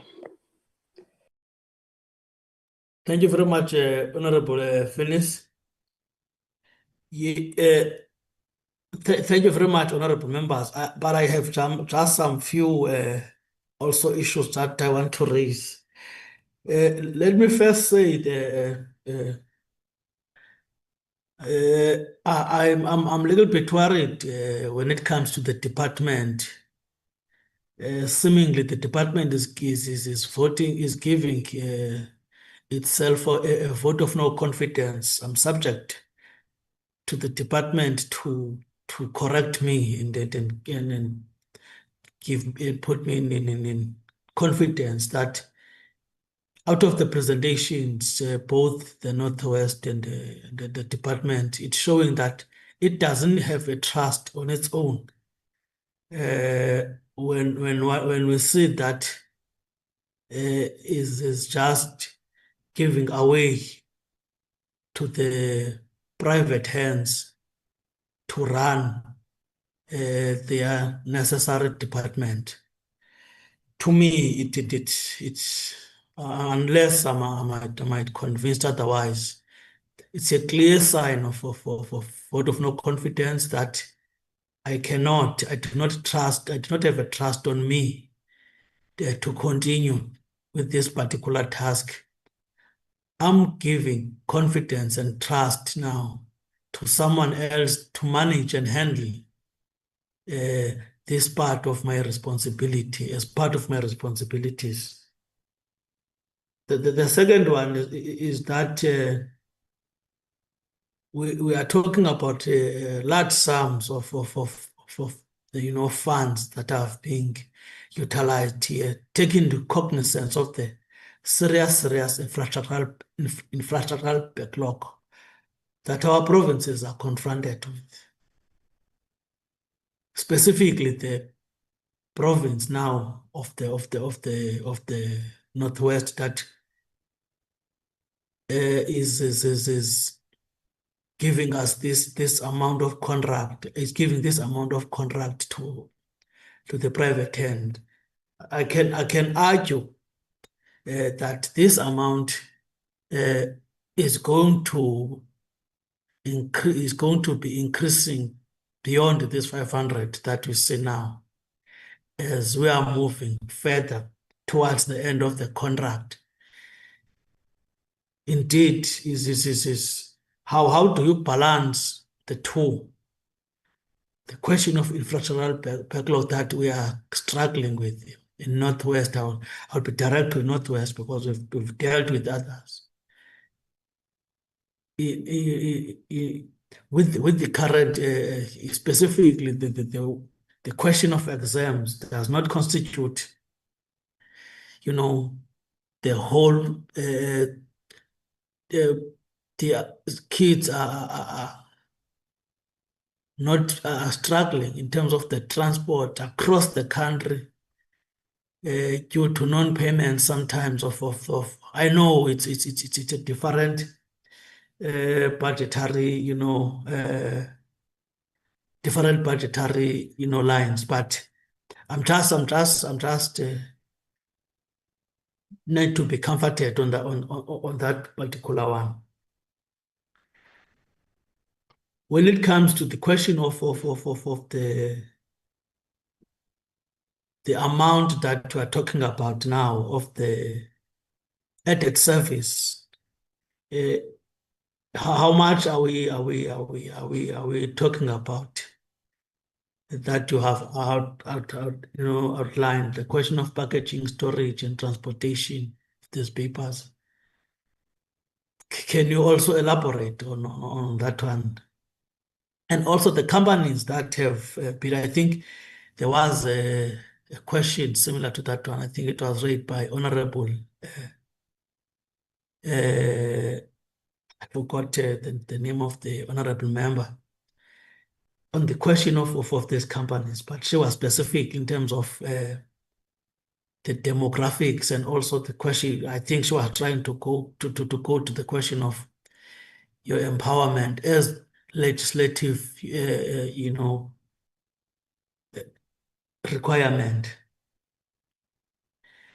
Also now, does the department, just as also now as another comfort, does the department have this money, this 500 million budgeted for this 5 year, as it has been always a challenge, with other budgetary items, in order for us to deliver quality and accessible education. I do not want to argue beyond that, but also the question of enhancement of internal capacity, because if we are continuing along these lines, I'm worried about the question of now the capacity. Are we doing away, with this particular element of enhance what you currently have, privatize those that you believe they need specialities. If you do not have necessary resources and capacities to do so. Really, I'm not comfortable if the department is going to be so privatized. At a personal level, I might be wrong to argue as such, but at a personal level, I'm against, the privatization, especially of government services, because I do not foresee why we are not enhancing or trying to improve as it has been highlighted that the Department of Gauteng have done this, but there were some smaller gap that could have been even, those gaps could have been enhanced. The GPW also, with its own limitation, at least it could have done this at a minimal cost. So I just wanted to raise, I mean, those a few issues in terms of both presentation, and also just give us now the backup systems, that are in place in ensuring that, the issues of service providers. Service providers are service providers. We had a situation in Eastern Cape where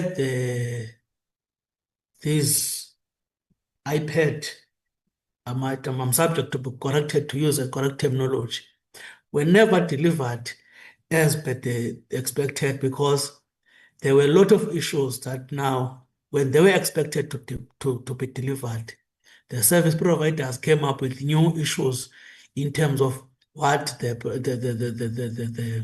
contract was. And at the end of the day, they have not yet been delivered.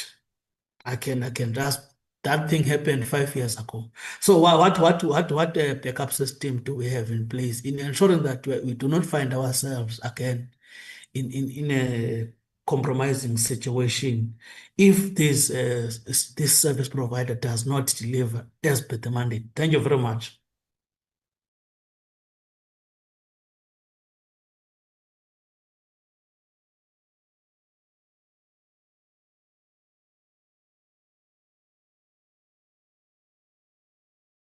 Chair, is DM, you are done asking questions. Are you giving it to us, or is there anyone that still has to ask a question? No, we are done. As I've said it, that all the honorable members have done engaging. Oh, okay. So Yeah. I had to also to have some few bites as part of this collective. Thank you very much. The floor is yours. Yes, I wanted that way. Presentation. Now the floor is ours. Thank you very much for all the questions and the comments that members have said. And we don't take any comment light, and we appreciate even your inviting us. As it was said, Chair, that I am still in the G20 Indaba here in KwaZulu-Natal, but I just, after speaking, I left just to join this meeting again. So I will allow the team, let's start basic education, then Northwest will follow on specific questions. Acting DG. Yes, thank you very much, Deputy Minister. I think let's start with Dr. Mthembu and Dr. Polia. And Dr. Polia can then hand over to HOD Masilo, and he can hand over to the MEC, and then the DM can close. Okay. Dr. Mthembu? Thank you, Chair. Thank you, DG. I've got just I will take just one broad question and hand over to Dr. Polia. That is a question about the centralization and also the compartmentalization of the task in different provinces whilst leading to a common goal. I think that is a very, very important question, Chair, because the idea is to have a common standard leading towards a common level of quality and a common goal, as well as a common credibility and integrity of examinations. But I think that is necessary. But what I want to inform the committee about is that in the Department of Basic Education, there are discussions going on about the examination board. The examination board is a board which should be responsible for examinations outside the Department of Basic Education, just like Umalusi, so that the examination board will look at all what we are talking about, setting and everything. And the Department of Education, therefore, ceases to be a player and a referee. The Department of Education focus on teaching and learning to prepare learners for the ultimate grade, which is grade 12, starting from grade 1 upwards. So whilst we're muting that examination board, we're also aware that schools should also improve their school-based assessment.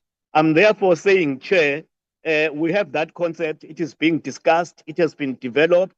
It is one solution that will actually make us to have one exam board in the country, which will look into the conduct and examinations, as well as the issuing of results of learners, detached from Department of Basic Education, trying to ensure that the Department of Education focus on quality teaching, learning, and internal assessment. In that case, therefore, Chair, we will be able to have a central body that deals with exams as part of the government, but being the exam board. I wanted to say that, Chairperson, to validate the importance and of the question that has been asked, of the issue that has been raised, and to say we are aware of that, and we are also looking at having an exam board, which will be like Umalusi. Umalusi will look at quality, we look at assessment and exams, and Department of Basic Education moves away from being the player and the referee to teach and assess towards a qualification. Let me then give to Dr. Polia to take the rest of the questions around our presentation, and then give to the Northwest to take the final bite of the questions. Thank you, Chair. Dr. Polia. Thank you, DDG, and thank you, Honorable Chair and honorable members, for the questions. I think we always look at examination as central to the entire education process, and therefore we continuously work to improve all aspects of examination. And Honorable Chair and honorable members, you've certainly raised a number of questions which we will take seriously and certainly take forward in terms of improving our examination systems and processes. And I think DDG Tembu has responded to the entire concept of centralization and uniformity. And this is certainly an issue we are working on, Honorable Chair and members. In fact, we just had a 3-day Lekgotla, and that was held in the month of May. And the theme of that 3-day Lekgotla was standardization across every examination process in the system. And I think honorable members are right. We do have national policy, we do have national regulations, but how the policy and regulation finally gets implemented at provincial level varies. And if one is talking about a national examination, one needs to make sure absolute uniformity.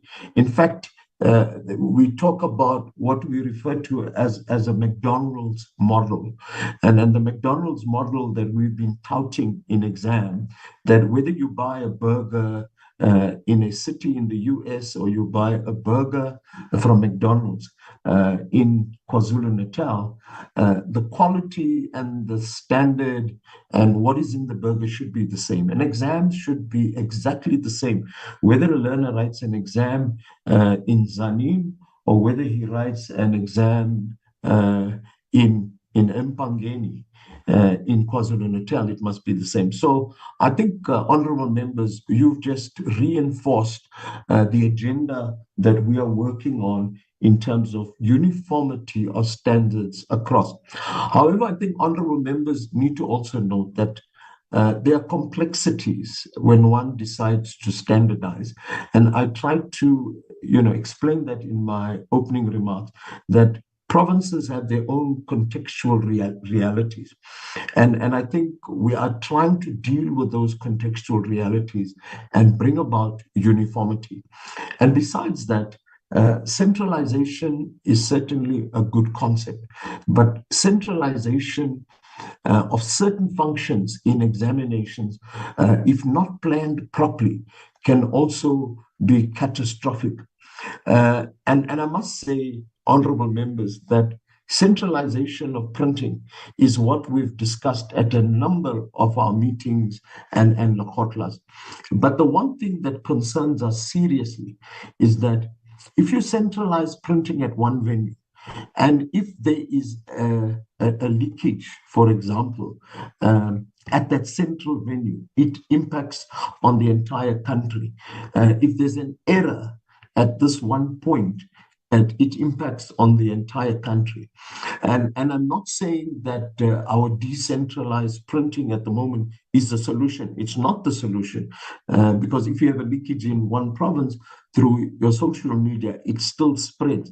But it's about how do you manage at a central venue the packing? And that is the other challenge, accurate packing for every exam center, for every paper done centrally. Currently, this mammoth task of printing, we print over 14 million question papers, and all of this to be printed at one central venue, packed and accurately packed and distributed to every school in the country every morning at 9 o'clock is certainly a mammoth task. But it is the ultimate. It's where we want to get to. And we will, in the future, come back to the select committee and give you our plan in terms of how we're moving away from where we are to more a centralized approach. I did in my future options, Honorable Chair, articulate the option of government printing works. And I must say that if one looks at education and specifically examination, there are so many different processes. And we as educators and managers of education, we can best manage issues relating to education. But to expect that education officials will also be experts in printing, and honorable members, printing is highly advanced, and the technology is changing at such an advanced pace that if we as a department, try to manage printing and the technology, we certainly are not going to be able to cope. And therefore, government printing works is a good option. It's an entity established by government to take responsibility for printing, and they can manage all the dynamics and all the advancements in technology and deal with the intricacies of the process. But our problem with government printers, and we have worked with them, is that they not only handle printing of question papers, they are handling printing from different departments. And what we found disconcerting is that our question papers were printed with other documents from other departments. And government printers had to then get to a point where they had to create a site for dedicated printing of question papers in the case of Limpopo and in the case of the Department of Higher Education and Training. And we've been having continuous discussions with government printers, and they're very eager to assist us. And we are saying we are eager to work with you, and let's sit around the table and let's look at what is it that you can do that will develop a dedicated printing site with all the security and all the technology that we require. And that will certainly be the ultimate. And basically what we're saying is that centralized printing of question papers could be an intermediate step before we go to electronic transmission and electronic writing. And that's where we want to go to. And if one looks at assessment world over, online test taking is becoming the way to go. And I think one of the honorable members raised the issue of connectivity. And that's one of the stumbling blocks to us moving to online transmission, because we realize that in some of our rural areas, connectivity is a problem. And this is why, as a start, we may have to look at online transmission in areas where there's good connectivity and reliable connectivity. And then in areas where connectivity is a problem, we could look at offline options or hard copies. So we may have to start with a mixed model, and gradually, as our connectivity improves, we could move to a totally online transmission of question papers. And obviously, with anything electronic, there's always the hacking, and we understand hard copies and how to manage hard copies, but we need to advance our understanding of what are the hacking risks in terms of question papers. And therefore, we're working with state security, and we will certainly come up with a solution which we will pilot initially, possibly in selected provinces, selected schools, but then finally move to looking at an electronic solution that covers the entire country.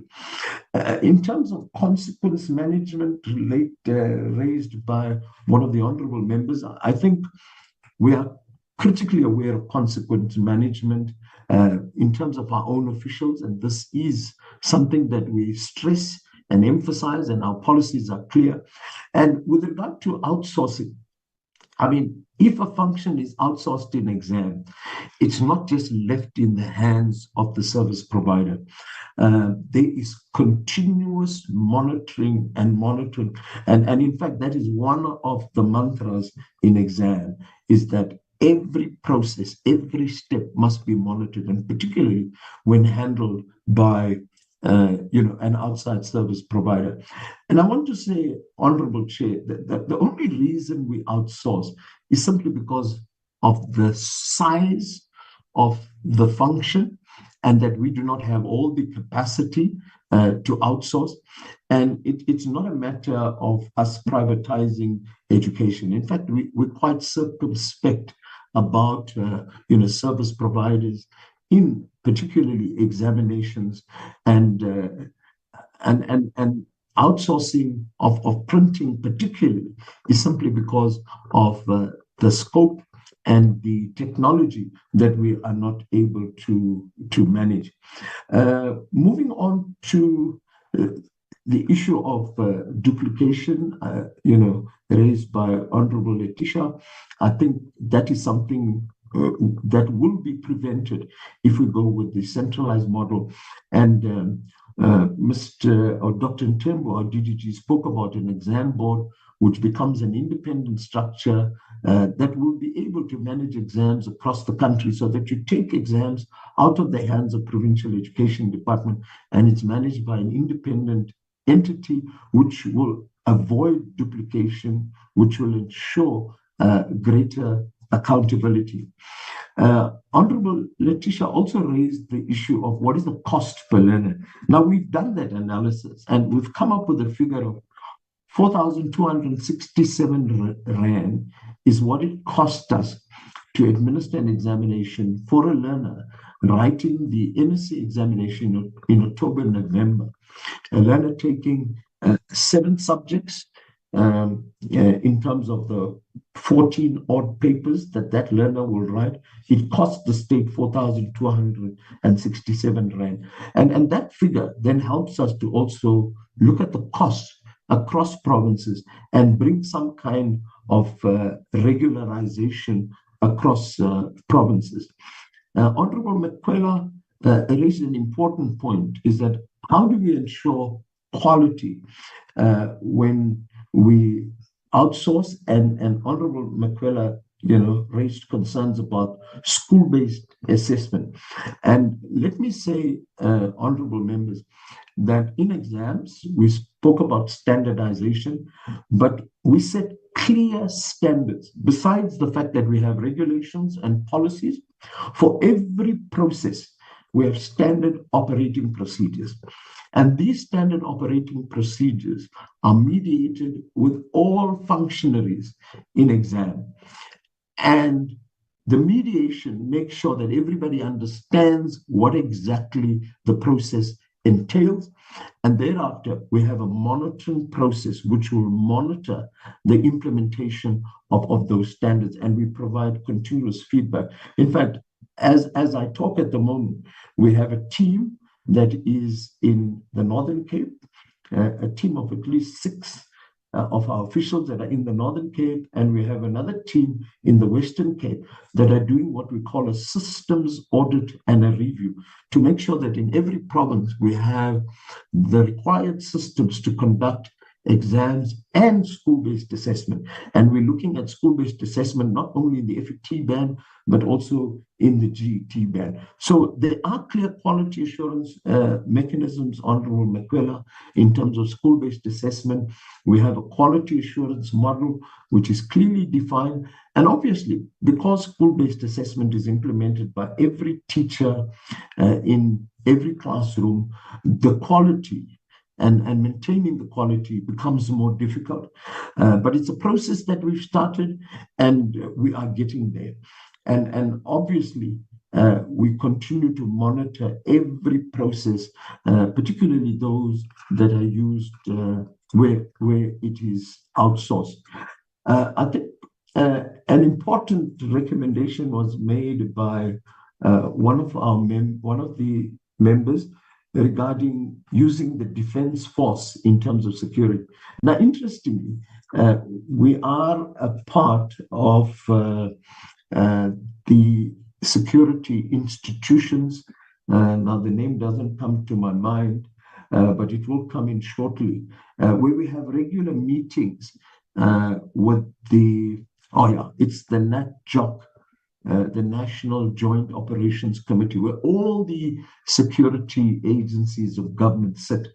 And so nationally, we sit on the NatJOC, and provincially, our provinces will continuously be engaging with the ProfJOC. And the Defence Force is a part of the NatJOC and the ProfJOC. So we work closely with the Defence Force. In fact, during times of inclement weather or whenever there is a crisis, it's either the SAPS, in extreme weather conditions, the Defence Force comes to the rescue.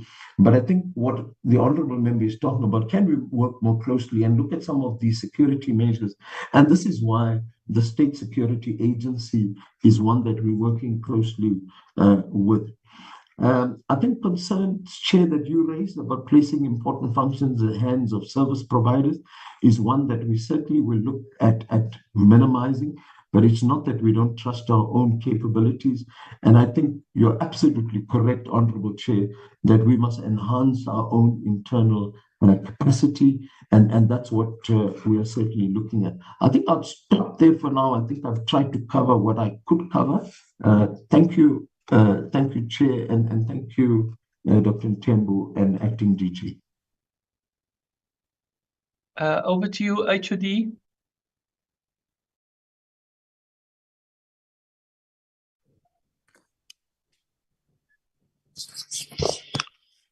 No, thank you very much, DG, and the questions that have been raised.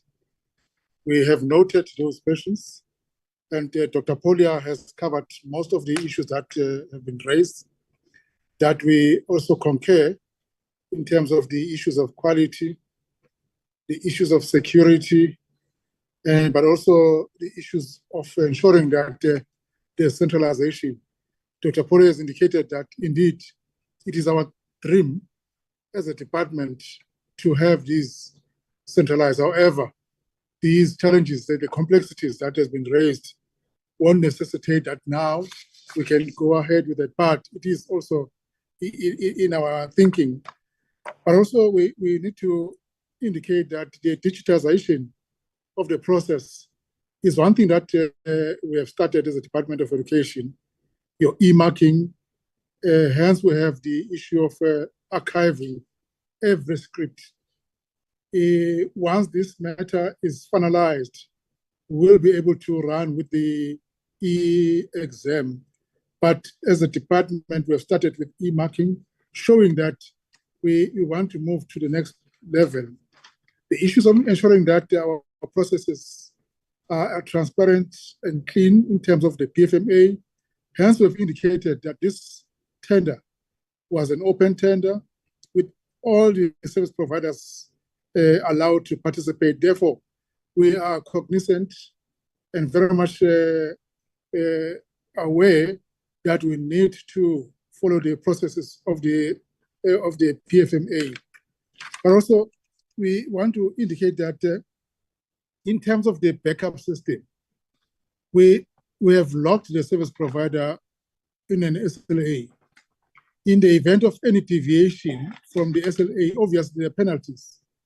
Rest assured that this contract is a formal and legal contract and is binding to the service provider. There's no way that he can pull out, and therefore we will ensure that the SLA is adhered to.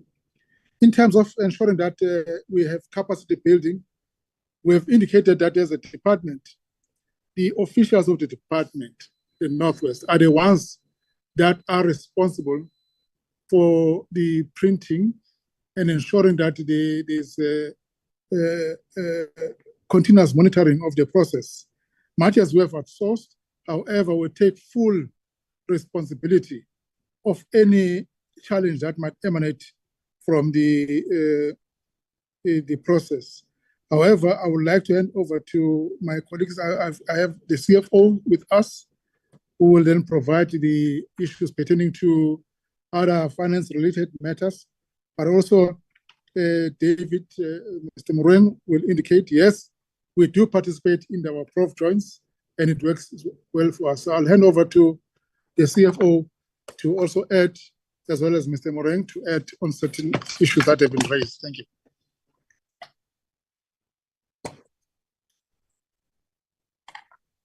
Thank you, Chairperson and committee members. Thanks, DM and the Honorable MEC and the colleagues from DBE. Yes, Chairperson, I'll be dealing with the issue relating to the finances and the issues relating to the preferential scores or preferential service provider credentials. Chairperson, on the issue of I think there was a question on an increase on the contract amount over the period of time. Just to indicate to the Chairperson that we have costed the contract for a period of 5 years. That also includes the escalations. And then that part of the schedule is also part of the service level agreement. Therefore, it's already included in the service level agreement without any hidden cost. Therefore, I don't anticipate, Chairperson, that there'll be some increases going forward in terms of the number of learners, and then unless there's an issue relating to the images that has to be printed. Therefore, we'll deal with it when that time comes, Chairperson.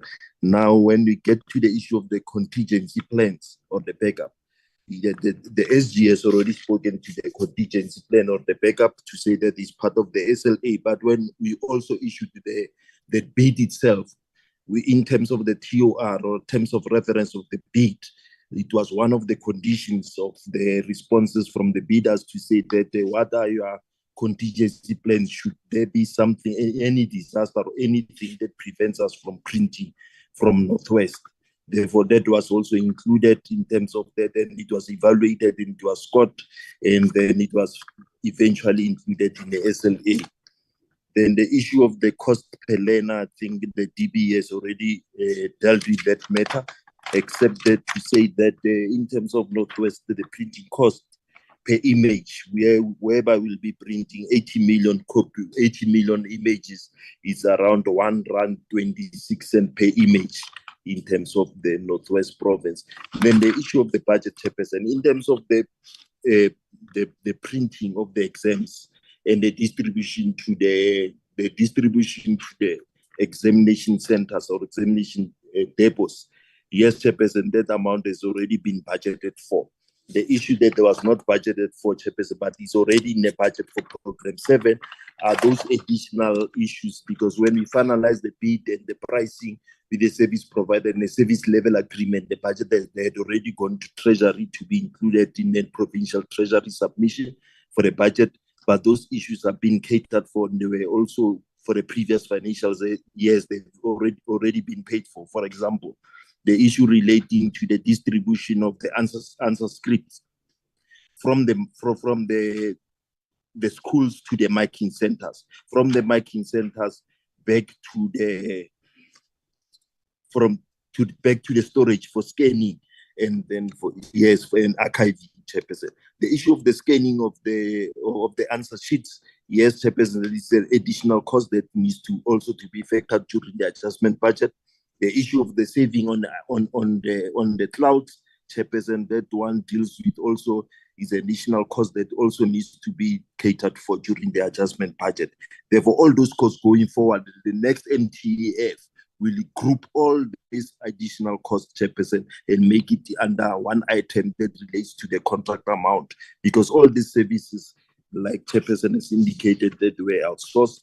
Therefore, there's part of the service level agreement, Chairperson.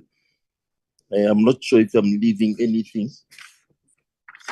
The credentials of the service providers in terms of the preferential procurement, Chairperson, that one will retrieve it from the bid document, Chairperson, and then we can make that available to the committee in terms of that, because I don't want just to assume the credentials of the BEE, and then, because I don't know if the TOR with me currently, Chairperson, but we can make that information available to the committee.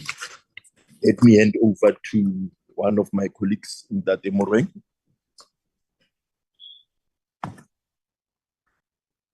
Honorable Chair and honorable members, as a province, immediately when the SLA, before it's signed, we also looked in terms of the markets.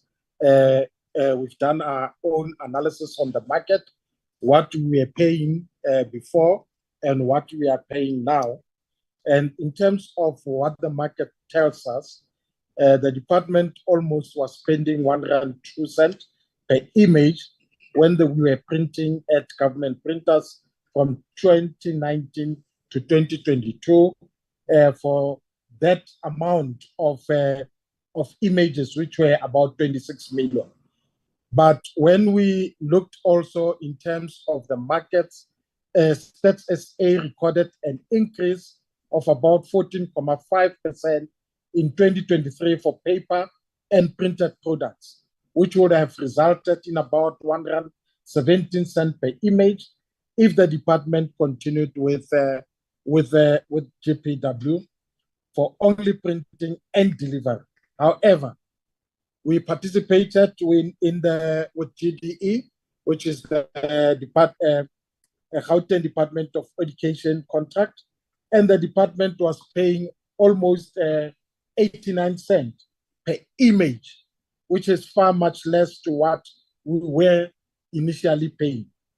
And the inflation rate that we looked into in 2024 of 4.4%, and also in 2025 first quarter of 3.8%, will have escalated the cost from 102 cents to 126 cents per image if we only do the printing. But with added services that Northwest is bringing in, the cost price is still 126 cents. Well, remember that we indicated in our presentation that we are also looking at the transportation to the 5 main storage points. We are looking also at the distribution of answer scripts and also the collection from the marking venues. The marking venues may change from year to year. Remember that is June marking venues. That is about 6 to 8 marking venues. And in December, it's about 20 marking venues because of the volumes of so the service provider or the trucks have to deliver it. In the past, we used government trucks, and some of them, because of the level in which they are in, some of the papers arrives also at the marking venue, especially in summer. They are wet, and we have to start putting them outside and all those things, so that, and it's the quality in terms of the writing of the learner starts to fade. So these are some of the challenges that we had, and that is what says to us we needed something that is reliable, that can be able to be used.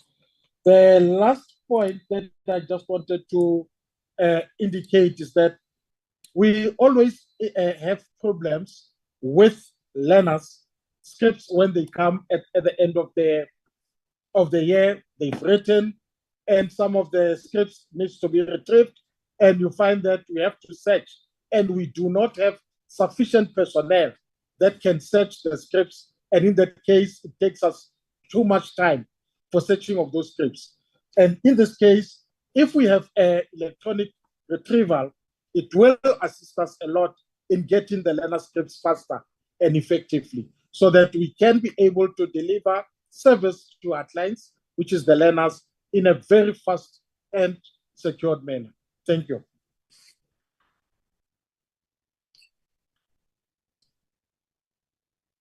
No, thank you very much. Thank you very much, Chair. It's Viola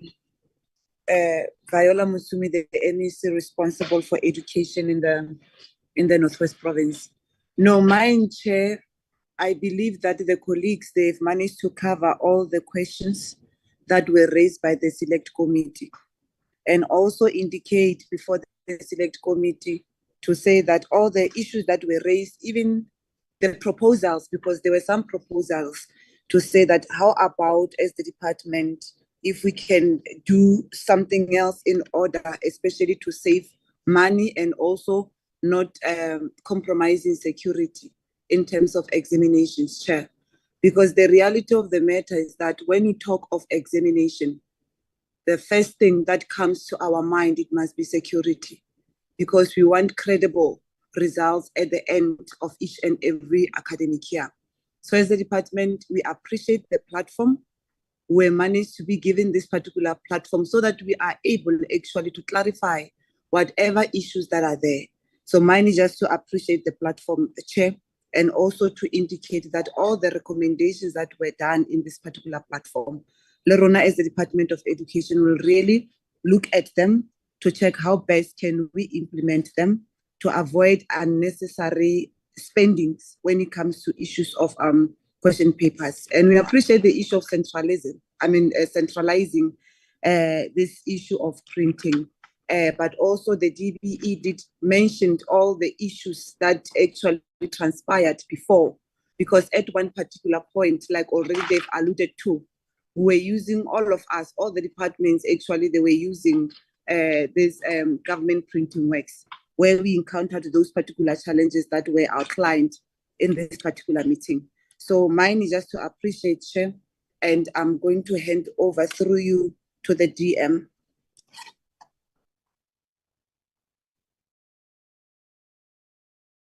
Thank you so much, MEC, and thank you, colleagues. I was writing all the questions from the first question. I believe that they are covered, the questions and the issues that were raised by DBE. Chair, you know that we are from centralization. We are from one joint matric board wherein marking was done in the one central venue and all these things. But due to the growth of the system has grown tremendously. Last year, it was for the first time in history that more than 800,000 learners would be sitting for examinations. So, and we use the same teachers. Those who are teaching grade 12 are also teaching the internal grades and all these things. So the challenges in the system of basic education are so many. And as we try to correct this, obviously there will be noise. When we correct this, there will be noise. At some stage, I was an MEC in Mpumalanga. What led to the leakage? Because it was even notoriously known that Mpumalanga had a paper, when it leaks, it will leak from Mpumalanga. Then we embarked on the same system Northwest is embarking to, because many provinces came to Mpumalanga to say, hey, how did you get it right? Then we got it right through security and outsourcing, because when you get it from government printers, the movement of the paper to the school, many things happen along the road. But when you get, yes, I'm not saying a private provider is the way to go only. Yes, but taking it centrally is not something that will win overnight. It's something that will have its teething challenges and all this. But when you appoint a person, you remain with the accountability, but the responsibility will be with that person. And for him to get a job, will want to make sure that he secures his job. So yes, when people talk outside, sometimes we listen too much, which is good, of course, because there can be no smoke without fire, but other people exaggerate. They will exaggerate and bring many things to an extent that as the committee, you might lose trust in us. And when you come closer, you'll see that, oh, these people were trying to save this situation. So where I'm sitting, I appreciate all the responses, but on the issues that you recommended, because not all of them were questions, many were recommendations. I was writing here, then we will test, we'll put them to test and try to implement. Yeah, but now we don't want to promise now that a centralization of the examination can be done in the next 2-3 years. It's not going to be done. Because look at KwaZulu-Natal, where I am right now. The matriculants alone are a huge number that are equal to a number of a country in other countries. So it's not easy, Chair, but we appreciate your checking on us, that we should not waste state resources. Every money must to the benefit of the child. That one, we take it with our hands above our ears and head to say, indeed, don't just leave us lingering in the forest without knowing that there's an eye that is looking at us, which is you, the select committee. We really appreciate. And we appreciate if you come closer to us also, even on a one-on-one, to say, Deputy Minister, but I don't understand this, or MEC, please explain this to me. We are available, Chair. Thank you so much.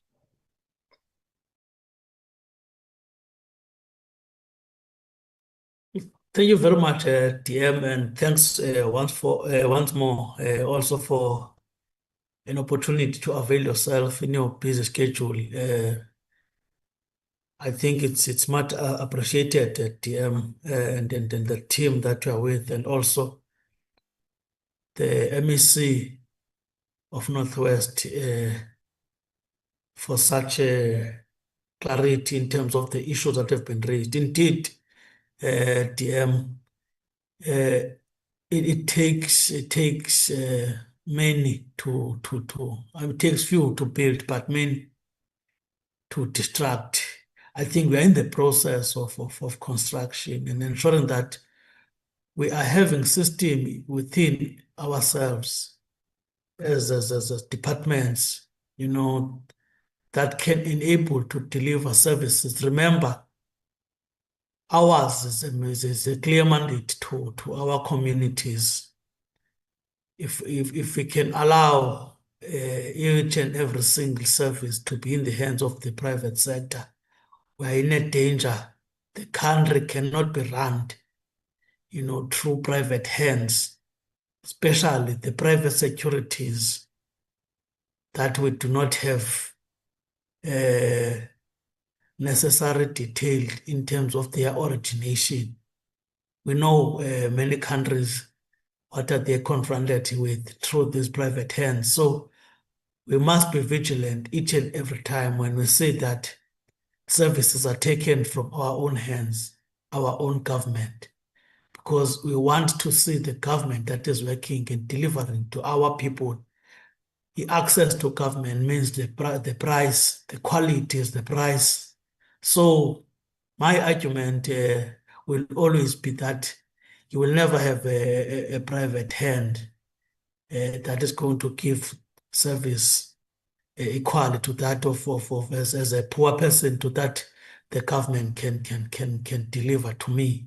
So hence I will always, unless I'm convinced otherwise, that let us ensure that we are enhancing the capacity that government is having. We can't, because of certain gaps that we identified in the government system, we are running through the private hands. I don't think that it's an attitude that we must have.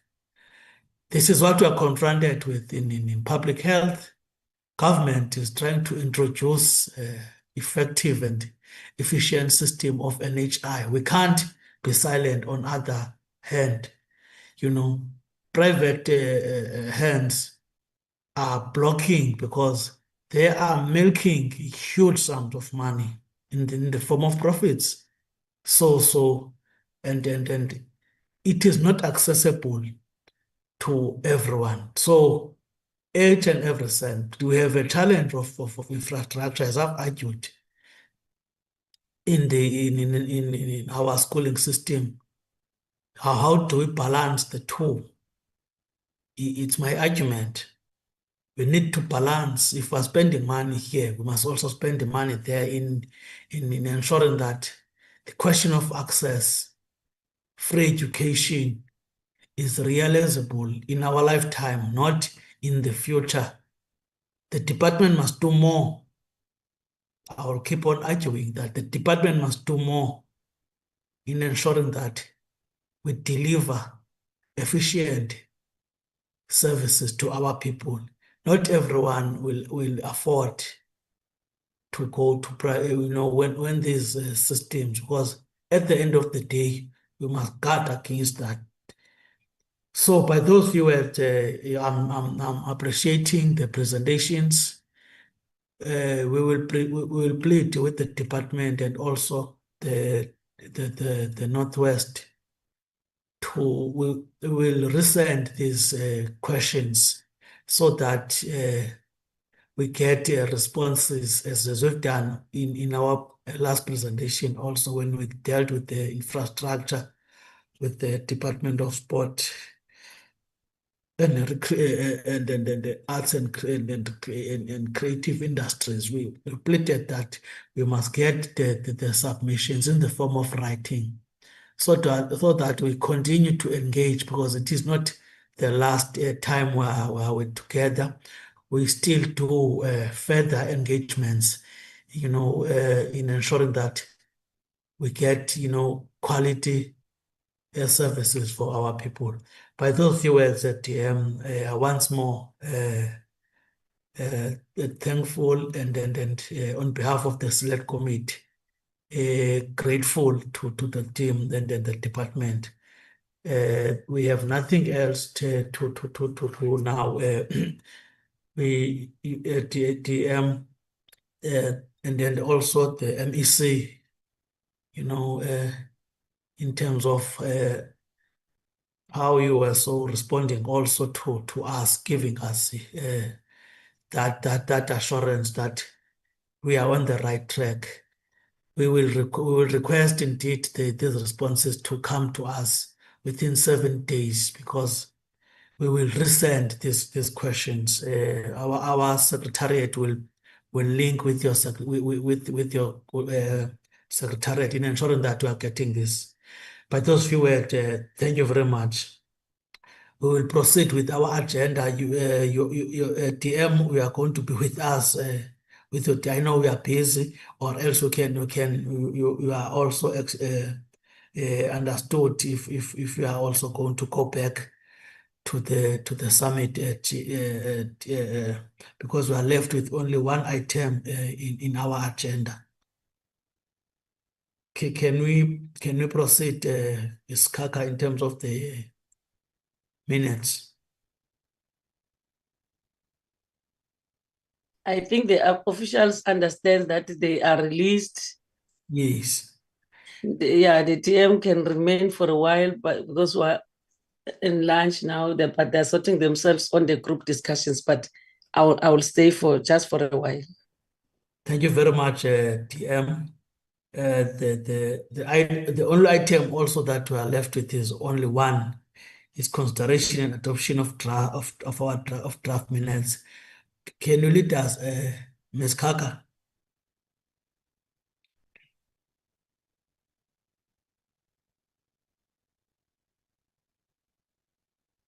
Yes, honorable members, the minutes are there of the 13th May 2025. They were already circulated when the documents were circulated to us. If there is any issue that you feel that we need to raise, or we adopt the minutes as presented.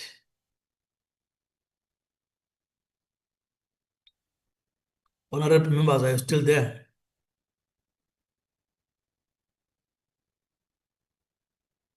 Maybe it's the two of us, Chair. Honorable I'm Sibande. here. Yes. Can we adopt the minutes, honorable members? They were circulated to us already. Honorable Finis. Honorable Mukwele.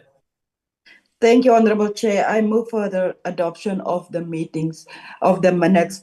Honorable Chair, it's just Second, Honorable Chair, on the agenda, we must also consider the committee report as well. So that is just a confusion.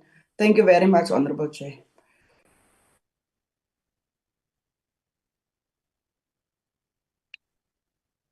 Thank you, Honorable Finis. Honorable I second the adoption of the agenda. Of the minutes, sorry. Yes, yes. Honorable Mukwele, I see that you still have your hand. No, it's a legacy hand, Chair. Thank you. Oh, thank you very much. Honorable members, if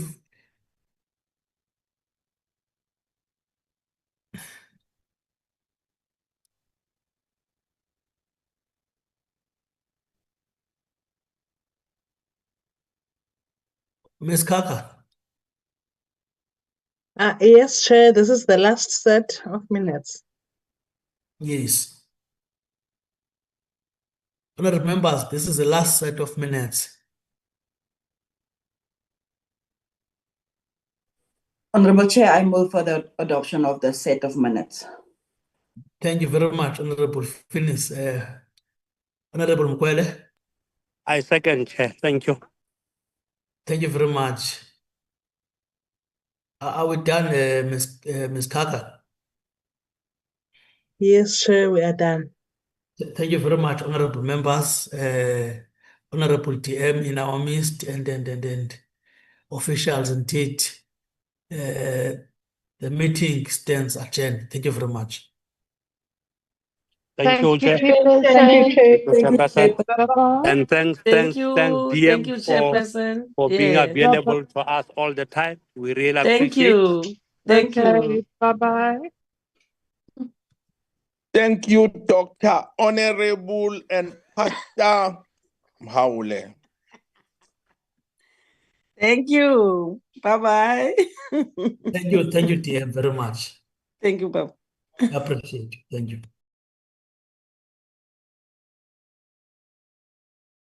Recording stopped.